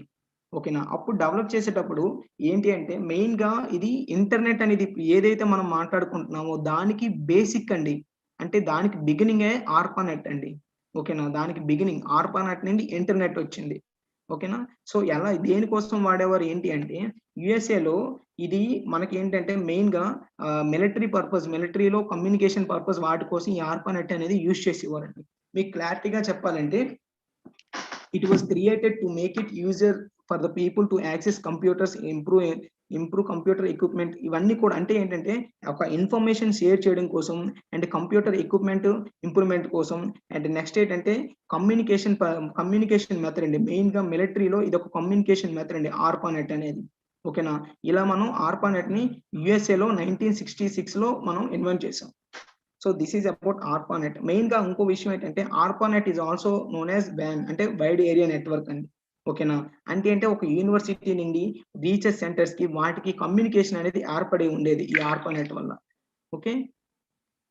So this is ARPANET. ఇంకోసారి ఆర్పానెట్ చెప్పమంటారు ఎవరికైనా? ఇంకోసారి కెన్ ఐ రిపీట్ ఇట్? అర్థమైందంటే little slow please. Okay done. So ARPANET is nothing but advanced research projects agency network అండి. అంటే మీకు దానిలో అర్థమైపోతుంది. అడ్వాన్స్డ్ రీసెర్చ్ ప్రాజెక్ట్స్ ఏజెన్సీ అనేది ఒక కంపెనీ, యుఎస్ఏ కంపెనీ. వాళ్ళు ఈ నెట్వర్క్ ని ఎస్టాబ్లిష్ చేశారు. ఎప్పుడు 1966 లో ఎస్టాబ్లిష్ చేశారు. మెయిన్ గా ఇది ఎందుకంటే పీపుల్స్ కి ఒక కంప్యూటర్స్ అంటే ఆ కంప్యూటర్ కి యాక్సెస్ పెంచడం కోసం. అండ్ నెక్స్ట్ ఏంటంటే ఈ కమ్యూనికేషన్ మిలిటరీలో కమ్యూనికేషన్ మెథడ్ ని ఇంక్రీజ్ చేయడం కోసం వాటి కోసం వాడారండి. మెయిన్ గా ఆర్పానెట్ అనేది బిగినింగ్ టాపిక్ అండి. ఇంటర్నెట్ కి బిగినింగ్ టాపిక్ ఏంటంటే ఆర్పానెట్ నుండి ఇంటర్నెట్ వచ్చింది. ఓకేనా. So this is about ARPANET. Next coming to types of networks అండి. అసలు నెట్వర్క్స్ అంటే టైప్స్ ఆఫ్ మనం నెట్వర్క్ అంటే చూసాము, దానిలో ఏ నెట్వర్క్స్ ఉన్నాయో చూసాం. ఇప్పుడు టైప్స్ ఆఫ్ నెట్వర్క్స్ ఏంటి అంటే మనకు తెలిసింది ఏంటంటే ల్యాన్ వ్యాన్ అవన్నీ అది కాదండి. వీటిలో టైప్స్ ఆఫ్ నెట్వర్క్స్ ఏంటంటే centralise network, decentralise network, distributed network. ఈ టాపిక్ ఎందుకు అంటే ఏడబ్ల్యూఎస్ కి ఇంటర్ కనెక్టెడ్ టాపిక్ అండి ఇది. సెంట్రలైజ్డ్ అంటే ఏంటి, డీసెంట్రలైజ్డ్ అంటే ఏంటి, డిస్ట్రిబ్యూటెడ్ నెట్వర్క్ అంటే ఏంటి మనం క్లియర్ గా ఎక్స్ప్లెయిన్ చేసుకుందాం. ఓకేనా. Before that just a minute అండి, please repeat difference between network and internet. చెప్తానండి.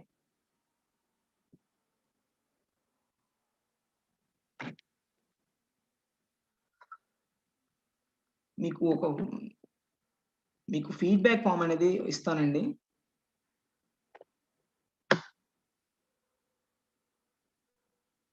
మీకు ఫీడ్బ్యాక్ ఫామ్ ఇస్తాను. ఫీడ్బ్యాక్ ఫామ్ కొంచెం ఫిల్ చేయండి. మీకు చాట్ బాక్స్ లో అందరికి ఫీడ్బ్యాక్ ఫామ్ పోస్ట్ చేస్తాను చూడండి. నా స్క్రీన్ షేరింగ్ స్టాప్ చేస్తానండి.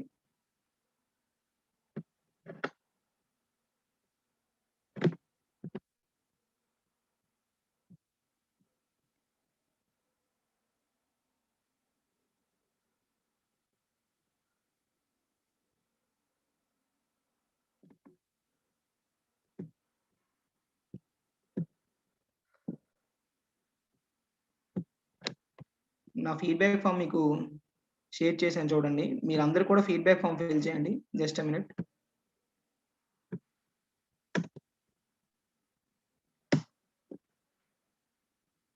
మీకు చూడండి అందరికీ కూడా చాట్ బాక్స్లో పెట్టాను. సో ఫీడ్బ్యాక్ ఫామ్ ఫిల్ చేయండి. అండ్ మోర్ ఓవర్ 4 అయింది కండి, కొంచెం బ్రేక్ ఇచ్చాను అంతే, ఇంకేం లేదు. కంటిన్యూస్గా చెప్తే మీకు మిస్ అవుతారు టాపిక్స్, అందుకోసమని. అండ్ ఇంకో విషయం ఏంటంటే మీకు ఒక గ్రూప్ క్రియేట్ చేస్తామండి. వాట్సాప్ గ్రూప్ క్రియేట్ చేస్తాను, టెలిగ్రామ్ గ్రూప్ కాదు, వాట్సాప్ గ్రూప్ క్రియేట్ చేస్తాను. దానిలో మీకు అప్డేట్స్ అన్ని పెడతానండి ప్రతిరోజు, ఓకేనా. మీకు వీడియోస్ అన్ని కూడా దానిలో AWS గురించి. అండ్ ఇంకోటి ఏంటంటే మీ అకౌంట్స్ అన్ని కూడా మెయిన్గా ఏంటంటే నేను ఒక 2 days తర్వాత మీకు మీ దగ్గర నుంచి డేటా నేను తీసుకుంటానండి. ఆ డేటాలో ఏంటంటే మెయిన్గా AWS అకౌంట్ ఓపెన్ చేయడానికి కావాల్సిన ఇన్ఫర్మేషన్ మీ దగ్గర నుండి తీసుకొని ఆ ఇన్ఫర్మేషన్ తో మీకు AWS లో అకౌంట్స్ క్రియేట్ చేస్తానండి. అది ప్రతి ఒక్కరికి కూడా మళ్ళీ నేను షేర్ చేస్తాను ఆ గ్రూప్ లో, ఓకేనా. సో ఫస్ట్ మీరు మీకు ఇది పెట్టానండి, చాలా ఫీడ్బ్యాక్ ఫామ్, అది ఫిల్ చేయండి ప్రతి ఒక్కరు కూడా. కమాన్, ఒక 5-10 minutes ఇస్తాను, ఫాస్ట్ గా ఫిల్ చేయండి. ఆ ఫీడ్బ్యాక్ ఫామ్ మీకు పెట్టానండి, అది ఫాస్ట్ గా ఫిల్ చేయండి.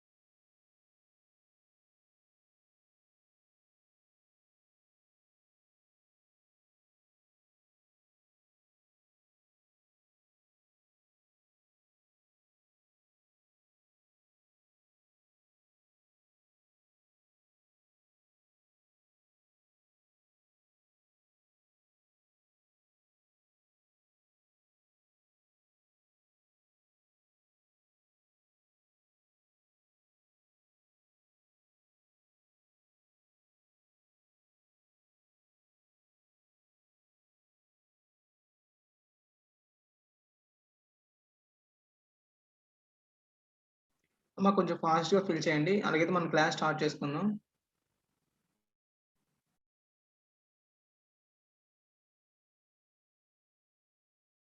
ఓన్లీ 400 ఫీడ్బ్యాక్స్ వచ్చాయమ్మా ఇప్పటి వరకు.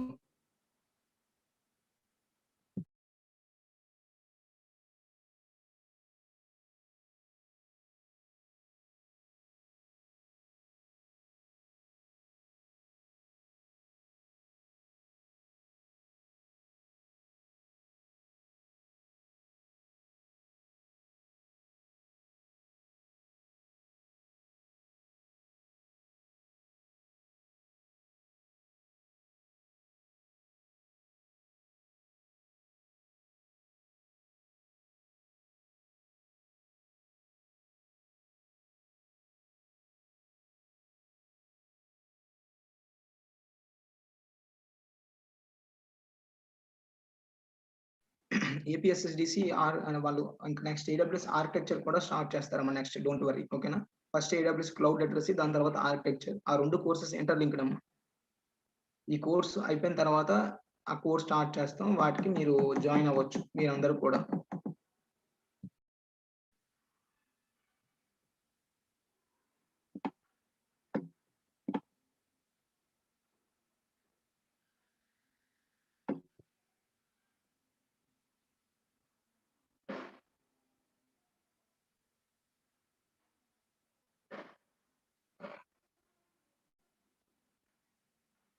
మీకు మెయిన్‌గా అకౌంట్ క్రియేట్ చేసిన తర్వాత మీకు లాస్ట్ 3 డేస్ మీకు ప్రాక్టికల్ ఎగ్జామ్ ఉంటదండి ఆ అకౌంట్స్‌లో. ఓకేనా? ప్రతీది కూడా దానిలో మీరు ఎగ్జామ్ ఎలా రాయాలని మీరు ఆటోమేటిక్‌గా ఎగ్జామ్ అకౌంట్ ఓపెన్ చేసిన తర్వాత క్లౌడ్ లిటరసీలో ఇప్పుడు నేను చెప్పిన 5 మాడ్యూల్స్ ఉంటాయండి. ఆ 5 మాడ్యూల్‌లో ప్రతి మాడ్యూల్‌కి ఒక ఫైనల్ ఎగ్జామ్ ఉంటది. సో, ఆ ఫైనల్ ఎగ్జామ్ మేము ఈ టాపిక్ అవ్వగానే మీకు దాంతో ఎగ్జామ్ పెట్టిస్తామండి. ఓకేనా? అది మీరు రాయాలి. అది అయిన తర్వాత ఒక బ్యాడ్జ్ వస్తది. అలాగే ఇవన్నీ కూడా ఒక ఏంటంటే ఆల్‌మోస్ట్ ఒక 5-6 టాపిక్స్ ఉంటాయి. అవన్నీ కూడా కంప్లీట్ అయితేనే మీకు AWS badge full fledged badge వస్తదండి. లేదు అనుకుంటే only AWS cloud literacy badge మాత్రమే మీకు వస్తది.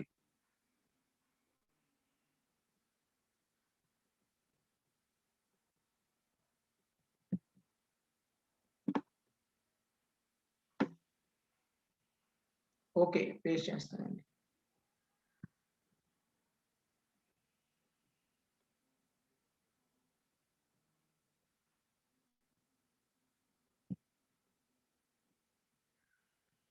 మీకు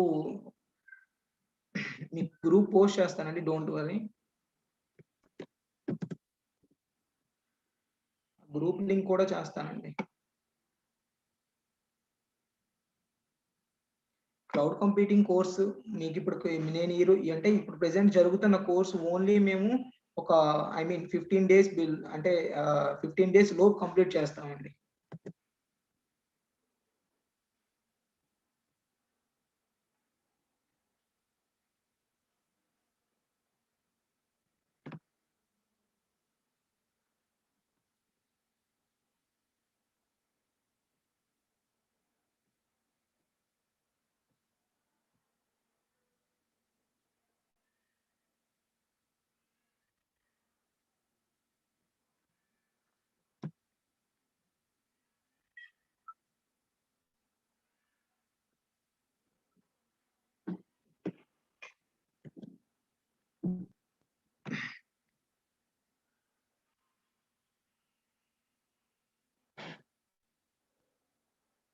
ఓకే.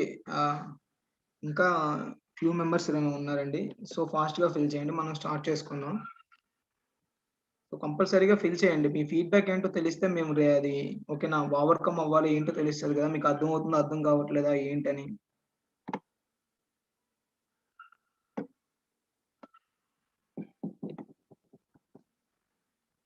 ఓకేనండి. Don't worry. కావాలంటే ఈ టెలిగ్రామ్ గ్రూప్ అయినా ప్రొవైడ్ చేస్తాను. ఓకే. మీరన్నట్టుగా యూట్యూబ్ వాట్సాప్ అయితే 200 మెంబర్సే కదా! సో, ప్రాబ్లమ్ లేదు. చేస్తానండి. I think 250 something.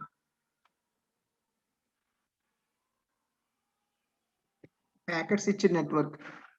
ప్యాకెట్స్ ఇచ్చిన నెట్వర్క్ మీన్స్ నథింగ్ బట్ మీకు చెప్పాను కదండీ! మెయిన్‌గా ఏంటంటే ఇన్ఫర్మేషన్ అనేది మనకి కొన్ని ఇప్పుడు మీకు ఆల్రెడీ తెలిసే ఉంటది. ఒక information sender to receiver reach అయ్యింది అంటే ఫుల్ ఫ్లెడ్జ్డ్ ఇన్ఫర్మేషన్ అనేది ఎళ్ళిపోదండి. అక్కడ ఏంటంటే ప్యాకెట్స్ లెక్క డివైడ్ అవుతది. ప్యాకెట్స్‌లా డివైడ్ అయిన ప్రతి ప్యాకెట్‌లో ఒక ఇన్ఫర్మేషన్ ఓకేనా? ఒక ఇన్ఫర్మేషన్ స్టోర్ చేసుకొని అలా డిఫరెంట్ ప్యాకెట్స్ అన్నీ కూడా మనకి రౌటర్స్ ద్వారా వెళ్తాయి. అది మీకు టాపిక్ ఉంటదండి. నెక్స్ట్ టాపిక్ ఉంది. అది కూడా చెప్తాను. Don't worry.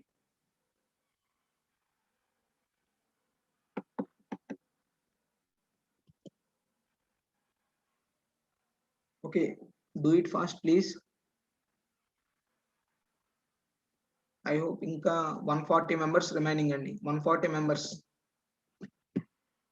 ఇక్కడ 900 ఉన్నారు కదా! సో, 140 మెంబర్స్ ఉన్నారండి. So, please do it fast. మీరెంత ఫాస్ట్‌గా చెప్తే అంత ఫాస్ట్‌గా కంటిన్యూ చేసుకుంటానండి క్లాస్.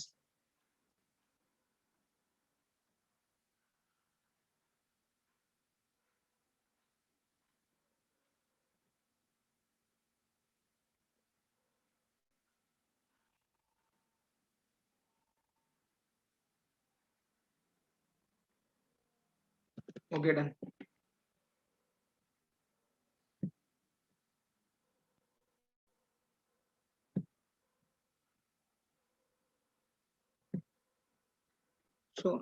సో నా స్క్రీన్ షేర్ అయింది కదా మీ అందరికి.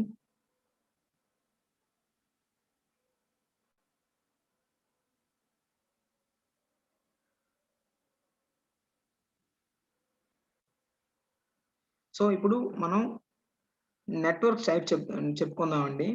సో నెట్వర్క్స్ టైప్ లో ఏంటంటే ఫస్ట్ది centralised network and decentralised network and distributed network. Centralised network అంటే ఏంటి అనేది చూద్దాం ఒకసారి. It is nothing but where all users connect to the central server అండి. అంటే ఏంటంటే అందరూ యూజర్స్ కూడా ఒక సెంట్రల్ సర్వర్ కి కనెక్ట్ అయ్యి and which is the acting agent for all communications. అర్థమైందా? సో ఏంటంటే అందరు యూజర్స్ కూడా ఒక సెంట్రల్ సర్వర్ కి కనెక్ట్ అయితే ఆ సర్వరే అన్నిటికీ ఒక కమ్యూనికేషన్ పర్పస్ యాక్టివ్ ఏజెంట్ గా వర్క్ చేస్తే దాన్ని మనం సెంట్రలైజ్డ్ నెట్వర్క్ అంటామండి. ఓకేనా? అంటే ఏంటంటే it means that server would store both the communications and the user account information. అంటే మీకు క్లియర్ గా చెప్తున్నాం ఏంటండి, మనం ఒక ఆఫీస్ ఉంటుందండి, ఒక బిల్డింగ్ ఉంది. ఆ బిల్డింగ్ లో మనం అన్ని కంప్యూటర్స్ ని కనెక్ట్ చేస్తూ ఒక సర్వర్ ని మనం ఎస్టాబ్లిష్ చేస్తే దాన్ని ఏమంటామండి, సెంట్రలైజ్డ్ సర్వర్ సెంట్రలైజ్డ్ నెట్వర్క్ అంటామండి. ఓకేనా? అక్కడ ఏంటంటే మనకి కమ్యూనికేషన్ అనేది ఏదైతే ఉందో కమ్యూనికేషన్ అంతా స్టోర్ అవుతుంది అండ్ యూజర్స్ ఇన్ఫర్మేషన్ కూడా అందులో స్టోర్ అవుతుందండి. So this is exactly simple గా చెప్పాలంటే ఇప్పుడు ఉన్నాయి కదా present all public instant messaging platforms అన్ని కూడా మనకి సెంట్రలైజ్డ్ నెట్వర్క్ కింద వస్తుందండి. ఏంటి? పబ్లిక్ ప్లాట్ఫామ్స్ అన్ని ఉన్నాయి కదండి మనకి ఇన్స్టెంట్ మెసేజింగ్స్ అన్ని కూడా, సోషల్ మీడియా అన్ని కూడా. సో అవన్నీ కూడా ఏంటంటామంటే దాన్ని మనం సెంట్రలైజ్డ్ నెట్వర్క్ అంటామండి. ఓకేనా? సో ఇంకా కూడా కొంతమంది ఫీడ్బ్యాక్ లింక్ పోస్ట్ చేయమంటున్నారండి.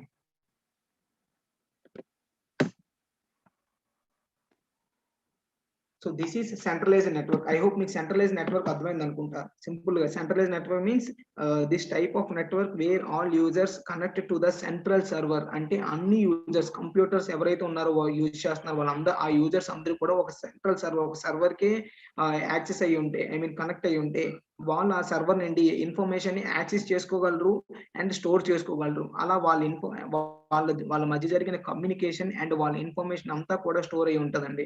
దాన్ని మనం సెంట్రలైజ్డ్ నెట్వర్క్ అంటామండి. ఈ ఎగ్జాంపుల్ గా చెప్పాలంటే ఇన్స్టెంట్ మెసేజింగ్ ప్లాట్ఫామ్స్ అండి. ఏదైతే ప్రెసెంట్ ఇన్స్టెంట్ మెసేజింగ్ ప్లాట్ఫామ్స్ అన్ని ఉన్నాయో అవన్నీ కూడాను సెంట్రలైజ్డ్ నెట్వర్క్ అండర్ లో వస్తాయండి. ఓకేనా? ఇంకా ఏంటంటే మీకు చార్ట్ లో మెసేజ్ చేయొద్దమ్మా చాలు.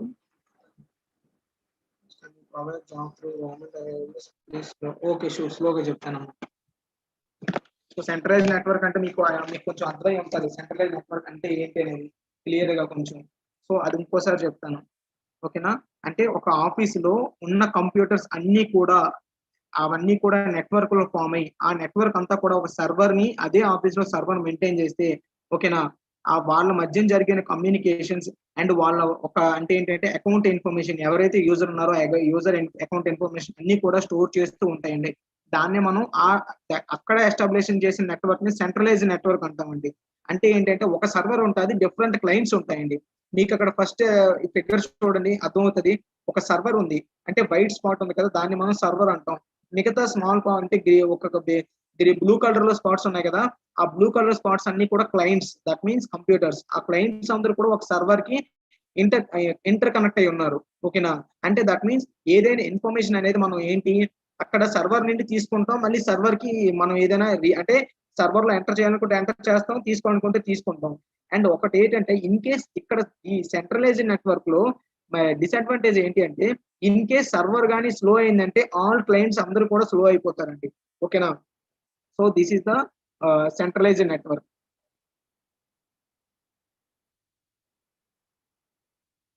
Next coming to decentralized network అండి.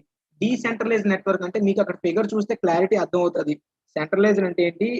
సో ఫస్ట్ సెంట్రలైజ్డ్ అర్థమైంది కాబట్టి ఆటోమేటిక్ గా డీసెంట్రలైజ్ అంటే క్లారిటీ ఉంటుంది. చూడండి, డీసెంట్రలైజ్డ్ నథింగ్ బట్ మనకి ఏంటంటే అక్కడ మనకి డిఫరెంట్ టైప్ ఆఫ్ సర్వర్స్ అనేవి అంటే డిఫరెంట్ సర్వర్స్ మెయింటైన్ చేస్తామండి. ఆ సర్వర్స్ ఏం చేస్తాయంటే ప్రతి సర్వర్ కి కొన్ని క్లయింట్స్ కనెక్ట్ అయ్యి ఉంటాయి. సో అవన్నీ కూడా ఇంటర్ కనెక్ట్ అయి ఉంటాయండి. ఓకేనా?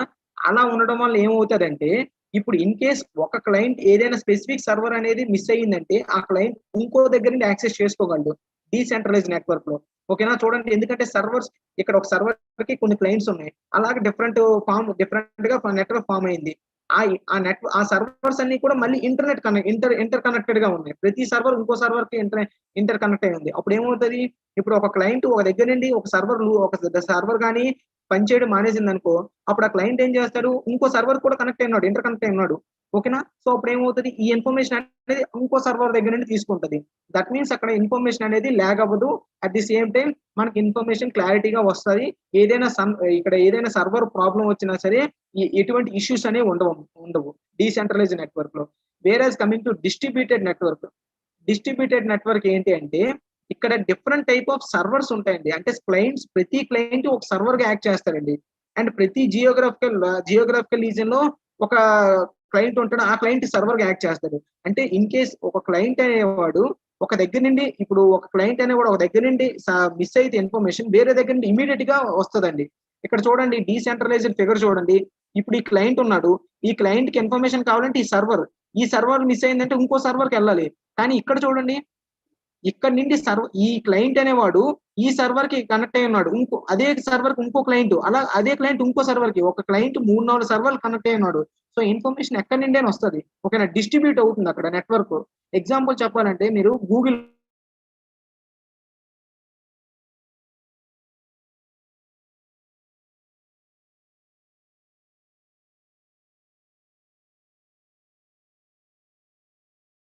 It is a distributed network. ఓకేనా? సో ఏదైనా సరే క్లౌడ్ సర్వీసెస్ ప్రొవైడ్ చేసేవన్నీ కూడా డిస్ట్రిబ్యూటెడ్ నెట్వర్క్స్ నే ఫాలో అవుతాయి. ఓకేనా? సెంట్రలైజ్ నెట్వర్క్ ని ఫాలో అవ్వదు, డీసెంట్రలైజ్ నెట్వర్క్ ని ఫాలో అవ్వదు, only distribute.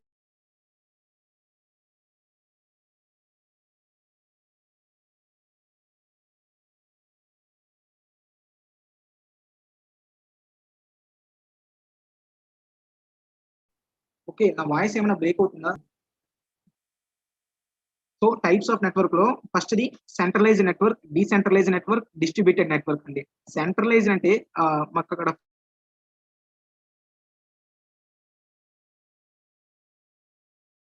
Different type of clients, అంటే క్లయింట్స్ మీన్స్ కంప్యూటర్స్, యూజర్స్, వాళ్ళందరూ కూడా కనెక్ట్ అవుతారు. సో ఆ సర్వర్ నుండి యాక్సెస్ చేసుకోగలరు, ఇన్ఫర్మేషన్ పాస్ చేయగలరు. ఓకేనా? సో అలా అందరూ ఇంటర్ కనెక్ట్ అయి ఉన్నారు. ఇన్ కేస్ ఆ సర్వర్ కానీ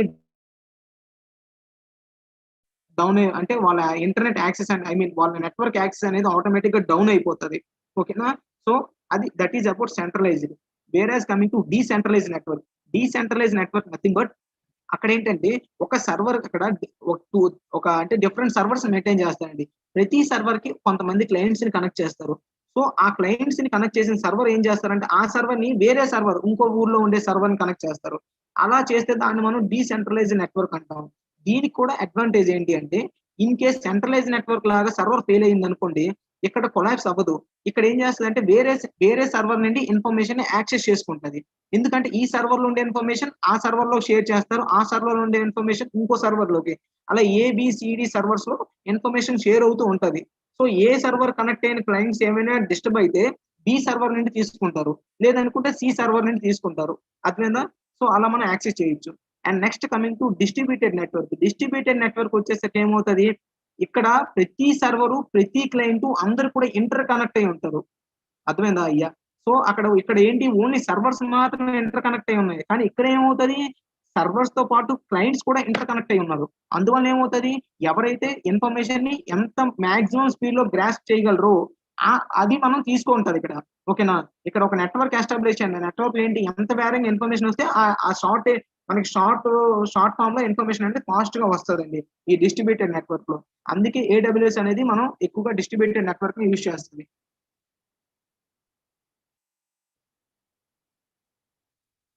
difference between decentralise and distributed అంటే సింపుల్ గా అండి, డీసెంట్రలైజ్ కి డిస్ట్రిబ్యూటెడ్ కి ఏంటంటే ఇక్కడ డీసెంట్రలైజ్ అనేది సర్వర్స్ ఇంటర్ కనెక్ట్ అయి ఉంటది. వేరే డిస్ట్రిబ్యూటెడ్ నెట్వర్క్ వచ్చేసరికి సర్వర్స్ అండ్ క్లయింట్స్ అందరూ కూడా ఇంటర్ కనెక్ట్ అయి ఉంటారండి. సో దట్ మనకి ఏమవుతుంది అంటే ఇన్ఫర్మేషన్ అనేది డీసెంట్రలైజ్ తో పోల్చుకుంటే compare to decentralise distributed network information will share fast. అది ఫ్రాక్షన్ ఆఫ్ సెకండ్స్ లో వస్తుందండి. సింపుల్ గా చెప్పాలంటే. ఓకేనా, మీకు అర్థమైంది కదా. ఎగ్జాంపుల్ చెప్తున్నాను కదండి. ఓకే, ఈజీ యాక్సెసింగ్ కూడా అనొచ్చు. డిస్ట్రిబ్యూటెడ్ నెట్వర్క్ ఎగ్జాంపుల్ ఏంటంటే AWS అండి.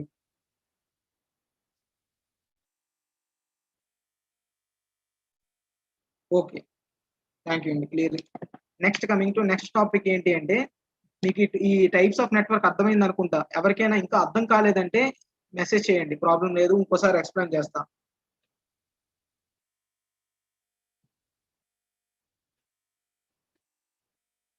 డిస్ట్రిబ్యూటెడ్ లో సెక్యూరిటీ ఉంటుందండి. డిస్ట్రిబ్యూటెడ్ లో సెక్యూరిటీ కంపల్సరీగా ఉంటుంది. ఓకే, రిపీట్ చేస్తాను చూడండి. ఫస్ట్ సెంట్రలైజ్డ్ అంటే మీకు క్లియర్ కదా, సింపుల్. ఇట్ ఈస్ మీకు పిక్చర్ చూడగానే క్లారిటీ వస్తుంది. ఒక సర్వర్, ఆ సర్వర్ కి డిఫరెంట్ క్లయింట్స్ అందరు కూడా కనెక్ట్ అయి ఉంటారు. Client is nothing but computer are user. అక్కడ క్లయింట్ అంటే యూజర్ అనండి. ఆ యూజర్ అంటే కంప్యూటర్ తో కనెక్ట్ అయి ఉంటాడు కదా. సో అది ఆ క్లయింట్ అనేవాడు సర్వర్ కి కనెక్ట్ అవుతాడు సెంట్రలైజ్డ్ లో. దానిలో ఏమవుతుంది, ఆ సెంట్రలైజ్డ్ లో సర్వర్స్ ఫ్లో అయితే ఆటోమేటిక్ గా దానికి కనెక్ట్ అయ్యి ఉన్న సర్వర్స్ అండ్ క్లయింట్స్ అందరు కూడా షట్ డౌన్ అయిపోతారు. స్లో అయిపోతారు వాళ్ళందరూ కూడా. ఎందుకంటే అక్కడ సర్వర్ పనిచేయడం మానేసింది, అక్కడ ఓన్లీ ఒక సర్వర్ ఉంది కాబట్టి. సో దట్ ఈస్ దానిలో డిసడ్వాంటేజ్ సెంట్రలైజ్డ్ కి. వేరే డీసెంట్రలైజ్డ్ వచ్చేసరికి ఏమవుతుంది, అక్కడ డిఫరెంట్ టైప్ ఆఫ్ సర్వర్స్ ఉంటాయి. కాకపోతే ఒక సర్వర్ ని, ఇప్పుడు ABCD అనే సర్వర్స్ ఉన్నాయి. ఏ సర్వర్ లో కొన్ని 1 2 3 4 అనే క్లయింట్స్ కనెక్ట్ అయి ఉన్నారు. నెక్స్ట్ B సర్వర్ లో 6 7 క్లయింట్స్ అనే కనెక్ట్ అయి ఉన్నారు. నెక్స్ట్ C సర్వర్ లో 10 11 12 అలా కనెక్ట్ అయి ఉన్నారు. ఇప్పుడు 1 అనేవాడు ఉన్న సర్వర్ డిస్కనెక్ట్ అయింది అనుకోండి, ఏమవుతుంది, ఆ సర్వర్ ఇంకో సర్వర్ తో కనెక్ట్ అయి ఉంటది కాబట్టి కొంచెం టైం టేకన్, ఇన్ఫర్మేషన్ వస్తుంది, కాకపోతే కొంచెం టైం టేకన్ లో వస్తుంది ఇన్ఫర్మేషన్. అది అక్కడ డీసెంట్రలైజ్ లో జరుగుతుంది. వేరే డిస్ట్రిబ్యూటెడ్ నెట్వర్క్ వచ్చేసరికి ఏమవుతుందంటే, ఇక్కడ ప్రతి server ABCD servers and 1 to 10 clients అందరూ కూడా ఇంటర్ కనెక్ట్ అయి ఉంటారు. సో ఇన్ కేస్ ఒక సర్వర్ మిస్ అయినా ఇంకో క్లయింట్ నుండి ఇన్ఫర్మేషన్ తీసేసుకుంటుంది ఆటోమేటిక్ గా. అర్థమైందా? సో దట్ మనకు అక్కడ ఇన్ఫర్మేషన్ అనేది చాలా స్పీడ్ గా పాస్ అవుతుందండి. ఎస్, అంతేనండి, సింపుల్ గా చెప్పాలంటే. ఓకే, ఐ హోప్ మీకు ఇది అర్థమైంది అనుకుంటా.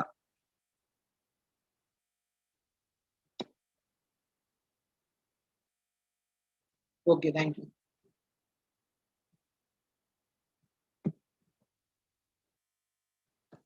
నెక్స్ట్ ఇక్కడ ఏంటంటే టైప్ ఆఫ్ డేటా ట్రాన్స్ఫర్స్ అండి. టైప్ ఆఫ్ డేటా ట్రాన్స్ఫర్స్ ఏంటంటే, మనం డిఫరెంట్ వేస్ లో మనం డేటాని ట్రాన్స్ఫర్ చేస్తాం. అంటే ఏంటంటే, మనం మీడియం, ఆ డేటా ట్రాన్స్ఫర్స్ కి యూజ్ అయ్యే మీడియం ఏదంటే అది దాని గురించి మాట్లాడుతానండి. ఫస్ట్ వన్ ఏంటంటే ఎలక్ట్రికల్ మీడియం. ఓకేనా, ఎలక్ట్రికల్ మీడియం అండి. That means cables, coaxial cable కానీ, ట్విస్టెడ్ పేర్ కానీ, ఆప్టికల్ కేబుల్ కానీ, ఏదైనా సరే అది ఎలక్ట్రిసిటీ ద్వారా ట్రాన్స్ఫర్ అవుతుంది. ఒక ప్లేస్ నుండి ఇంకో ప్లేస్ కి. ఓకేనా, ఇప్పుడు లోకల్ ఏరియా నెట్వర్క్ ఉంది అనుకోండి, అది ఎలక్ట్రిసిటీ ద్వారా ట్రాన్స్ఫర్ అవుతుంది కదా, కేబుల్స్ కి ఇంటర్ కనెక్ట్ చేస్తాం. అది చీప్ అండి. దీనిలో సిగ్నల్ లాస్ కొంత ఉండొచ్చు. ఓకేనా, సో కొన్ని సర్కమ్స్టాన్సెస్ లో నెట్వర్క్ డిస్టర్బ్ అయితే సిగ్నల్ లాస్ ఉంటుంది. And next coming to light. ఓకేనా, ఈ లైట్ ఏంటంటే, ఈ లైట్ ద్వారా ఏంటంటే, అంటే దట్ మీన్స్ ఆప్టికల్ ఫైబర్ అండి. ఓకేనా, లైట్ బీమ్స్ అనేవి ట్రాన్స్ఫర్ అవుతాయి కదా, ఆప్టికల్ ఫైబర్ లో ఏంటంటే అసలు ఎక్స్పెన్సివ్ అండి. Cost and optical fibre cost అనేది చాలా ఎక్స్పెన్సివ్, అది మీ అందరికీ తెలిసిందే. ఇంకోటి ఏంటంటే, దీనిలో చాలా ఇన్ఫర్మేషన్ అనేది చాలా స్పీడ్ గా ట్రాన్స్ఫర్ అవుతుంది. అండ్ అంటే లాస్ అంటూ ఎటు ఉండదు, సిగ్నల్ లాస్ అంటే ఏం ఉండదు. ఇన్ఫర్మేషన్ లాస్ అనేది ఏది కూడా ఇక్కడ ఉండదు. And next coming to radio waves అండి. అంటే వైర్లెస్ అండి. ఓకేనా, వైర్లెస్ ఉంటది కదా, రౌటర్స్ కానీ అవన్నీ కూడా. దీనిలో ఏంటంటే ఎక్కడికైనా మూవబుల్ అండి.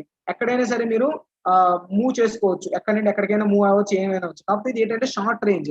ఎగ్జాంపుల్, ఇప్పుడు మన రౌటర్ ఉంది, వైఫై ఉంటది ఇంట్లో. ఆ వైఫై ఏమవుతుంది, కొంత సరౌండ్ రేంజ్ వరకు అది స్ప్రెడ్ అవుతుంది. ఆ రేంజ్ తర్వాత ఏమవుతుంది, సిగ్నల్ అనేది స్లో అయిపోతుంది. అది మీకు తెలుసు కదా. ఆ తర్వాత డేటా ఇన్ఫర్మేషన్ అనేది పాస్ అవ్వడం చాలా కష్టంగా ఉంటుందండి. So this is about types of data transfers అండి.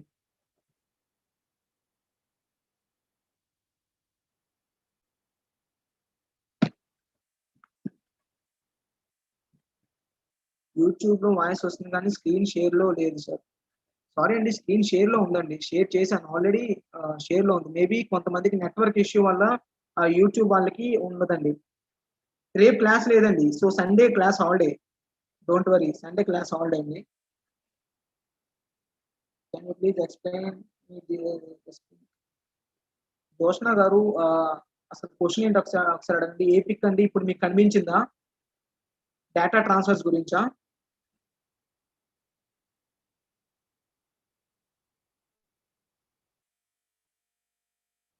Okay, don't worry. ఇప్పుడు మీకు చూపిస్తాను చూడండి ఒకసారి. టైప్స్ ఆఫ్ డేటా ట్రాన్స్ఫర్స్ అంటే ఇక్కడ what I mean is types of data transfers అంటే ఏంటంటే ఏ మీడియం మనం వాడుతున్నాం, డేటా ట్రాన్స్ఫర్ అవడం కోసం ఏ మీడియా అనేది వాడుతున్నాం అనే దానికి వచ్చి ఇక్కడ ఎలక్ట్రికల్ మెథడ్ లో వాడతాం, లైట్ మెథడ్ లో వాడతాం, రేడియో వేవ్స్ ఐ మీన్ అర్థమైందా? ఆ 3 వేస్ లో మనం వాడతామండి. ఎలక్ట్రికల్ అంటే మనం ఏంటంటే ఒక కోయాక్సియల్ కేబుల్, ట్విస్టెడ్ పేర్ ఇవన్నీ వాడేసి మనం ఒక నెట్వర్క్ ని ఎస్టాబ్లిష్ చేస్తాం. ఓకేనా? మెయిన్ నెట్వర్క్ ఎస్టాబ్లిష్ అవ్వాలంటే మెయిన్ ఏంటంటే మనం కేబుల్సే కదండి. ఓకేనా? ఇక్కడ ఎలక్ట్రిసిటీ ద్వారా పాస్ అయ్యే దానిలో కేబుల్స్ మెయిన్. ఓకేనా? దాంతో మనం ఇంటర్ కనెక్ట్ చేస్తాం సిస్టమ్ టు సిస్టమ్. అలా ఇంటర్ కనెక్ట్ చేసేటప్పుడు మనకి ఏముంటది, సిగ్నల్ లాస్ కొంత ఉంటది. ఓకేనా? అండ్ ఇంకోటి ఏంటంటే ఈ కేబుల్స్ ద్వారా మనకి కాస్ట్ అనేది చాలా చీప్ గా ఉంటది. ఓకేనా? And next coming to light method వచ్చేసరికి, light method means optical fibre తెలుసు కదా. ఆప్టికల్ ఫైబర్ లో సిగ్నల్స్ అనేది లైట్ వేవ్స్ అనేవి ట్రాన్స్ఫర్ అవుతాయి. చాలా స్పీడ్ గా ట్రాన్స్ఫర్ అయ్యి మనకి ఇన్ఫర్మేషన్ అనేది చాలా స్పీడ్ గా వస్తుంది. మనకు తెలుసు కదా ఇప్పుడు ప్రెసెంట్ మనం ఏంటంటే అన్ని ఫైబర్ గ్రిడ్సే కదా అన్ని వాడుతున్నాం. మాక్సిమం అందరూ ఫైబర్ నెట్టే వాడతారు కదా. సో అలా దాని ద్వారా ఏమవుతుంది, స్పీడ్ నెట్ వస్తుంది, యాక్యురేట్ నెట్ వస్తుంది, ఎటువంటి ఇన్ఫర్మేషన్ కూడా లాస్ అవ్వదు. అండ్ ఎక్స్పెన్సివ్, ఇది ఆప్టికల్ ఫైబర్ వైర్ అంటే ఎక్స్పెన్సివ్ ఉంటదండి. And next coming to wireless. ఓకేనా? Wireless waves. ఓకేనా? ఈ రేడియో వేవ్స్ అవన్నీ వాడతాం. రేడియో వేవ్స్ ద్వారా వైర్లెస్ అనేది మనం యూజ్ చేస్తాం. వైఫై. ఓకేనా? ఆ వైఫై ఏంటి ఎక్కడైనా మూవబుల్ చేయొచ్చు, కాకపోతే కొంత ఆప్టికల్ ఫైబర్ వచ్చేంత రేంజ్ లో ఉండదు. ఓకేనా? ఇదేంటంటే జస్ట్ ఏంటంటే ఎక్కడ పెడితే ఆ షార్ట్ రేంజ్ ఒక రేడియస్ వరకు అది సిగ్నల్స్ అనేవి స్ప్రెడ్ అవుతూ ఉంటాయి. దాని తర్వాత మరి స్ప్రెడ్ అవ్వండి.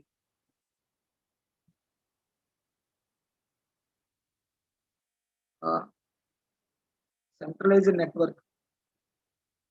సెంట్రలైజ్డ్ నెట్వర్క్ చెప్పాను కదండి.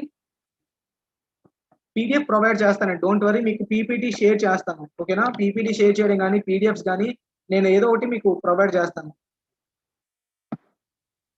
Difference between centralized network and LAN. ఓకేనా? అంటే అక్కడ మీకు ఒక విషయం చెప్తానంటారా, నేను నెట్వర్క్స్ లో లోకల్ ఏరియా ఇవన్నీ ఎలా ఉంటాయో ఇక్కడ నెట్వర్క్ ఎస్టాబ్లిష్మెంట్ లో సెంట్రలైజ్డ్ ల్యాన్ ఒకటేనండి. ఓకేనా? ఓకేనా? సెంట్రలైజ్డ్ అయినా ల్యాన్ అయినా ఇంచుమించు ఒకటే. Okay, don't worry.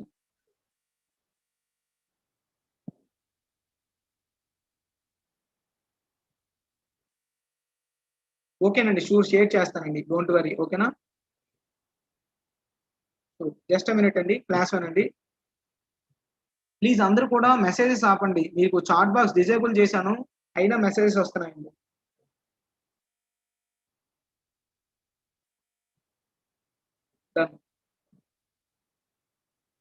Okay, so ఇప్పుడు నెక్స్ట్ మన టాపిక్ ఏంటండి?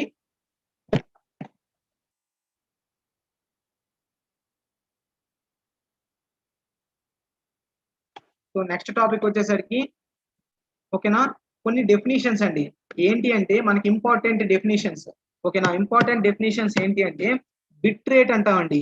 అసలు బిట్ రేట్ ఏంటి అంటే చూడండి, number of bits that we can send over a given period of time. అంటే ఇచ్చిన టైంలో, అంటే ఏంటంటే ఇన్ఫర్మేషన్ షేర్ అవుతుంది కదా. ఇక్కడ నెట్వర్క్స్ గురించి మనం చెప్తున్నాం, అక్కడ డేటా ట్రాన్స్మిషన్ కూడా మనం పాయింట్ మాట్లాడుతున్నాం. అంటే ఏంటి, ఒక నెట్వర్క్ లో ఎంత డేటా ట్రాన్స్ఫర్ అవుతుంది, దాని బిట్ రేట్ ఎంత అని మనకు మెజర్ చేస్తారండి. ఆ బిట్ రేట్ అంటే ఏంటంటే number of bits that we can send over a given period of time. ఇచ్చిన టైంలో ఎంత నెంబర్ ఆఫ్ ఇన్ఫర్మేషన్ అనేది షేర్ అవుతుందో బిట్స్ వైజ్ లో, దాన్ని మనం బిట్ రేట్ అంటామండి. Next coming to band width, that means maximum transmission capacity of A device. ఆ డివైస్ లో ఎంత మాక్సిమం ట్రాన్స్మిషన్ ఎంత జరుగుతుందో దాన్ని మనం బ్యాండ్ విడ్త్ అంటాం. Whereas latency means time it takes for the bit to travel from one place to another place. అంటే ఇక్కడ ఒక బిట్ అనేది సెండర్ టు రిసీవర్ కి ఎంత టైం తీసుకుంటుందో దాన్ని మనం లాటెన్సీ అంటాం.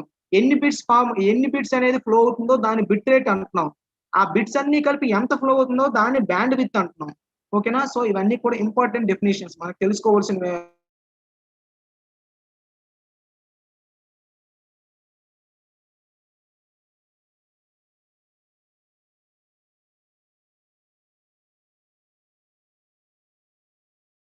గమనించండి. ఇక్కడ నేను చెప్తాను చూడండి. Packets and routing and YouTube connect అయ్యాం. యూట్యూబ్ ఏదో సంథింగ్ కనెక్ట్ అయ్యాం అనుకోండి.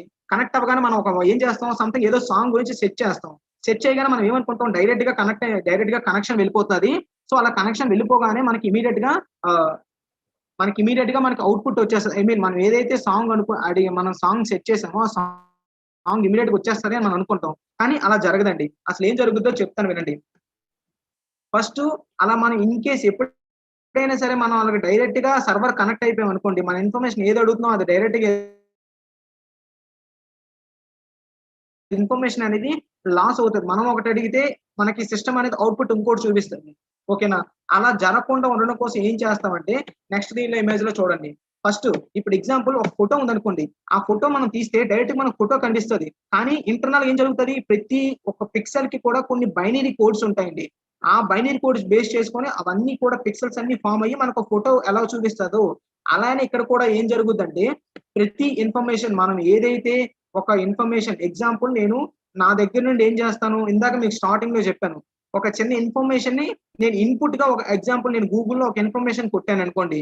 అది కొట్టగానే వాట్ ఈజ్ ఏ కార్ అని కొట్టాను అనుకోండి. అది ఏమవుతుంది, ఆ ఇన్ఫర్మేషన్ అనేది ఎంటర్ చేసింది. అది ఆ ఇన్ఫర్మేషన్ పాస్ అవుతున్నప్పుడు డైరెక్ట్ గా సెంటెన్స్ మొత్తం కాదండి, అది ప్యాకెట్స్ రూపంలో డివైడ్ అయిన తర్వాత అది సెండర్ నుండి రిసీవర్ కి వెళ్తుంది. ఓకేనా?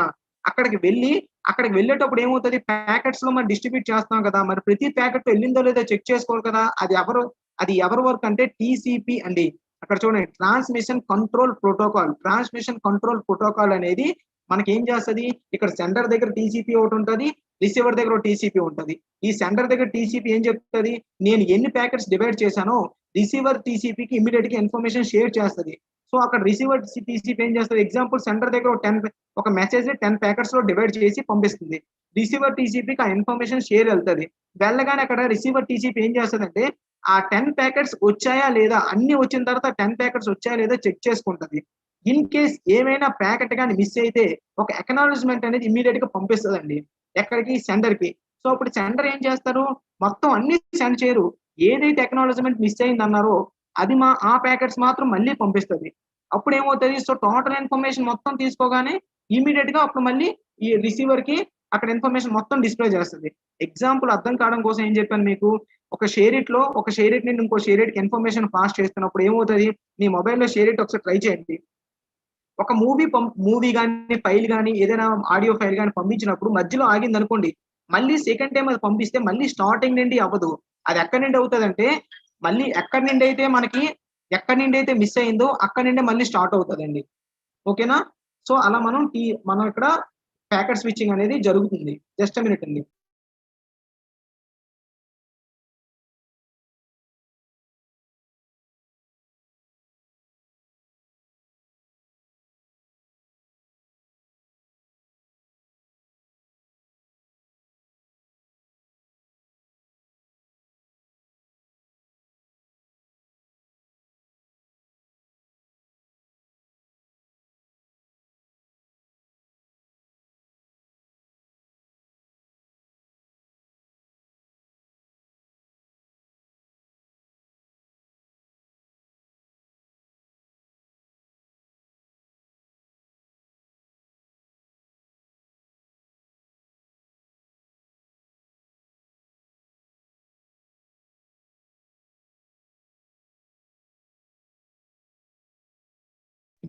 ఓకే, సారీ అండి.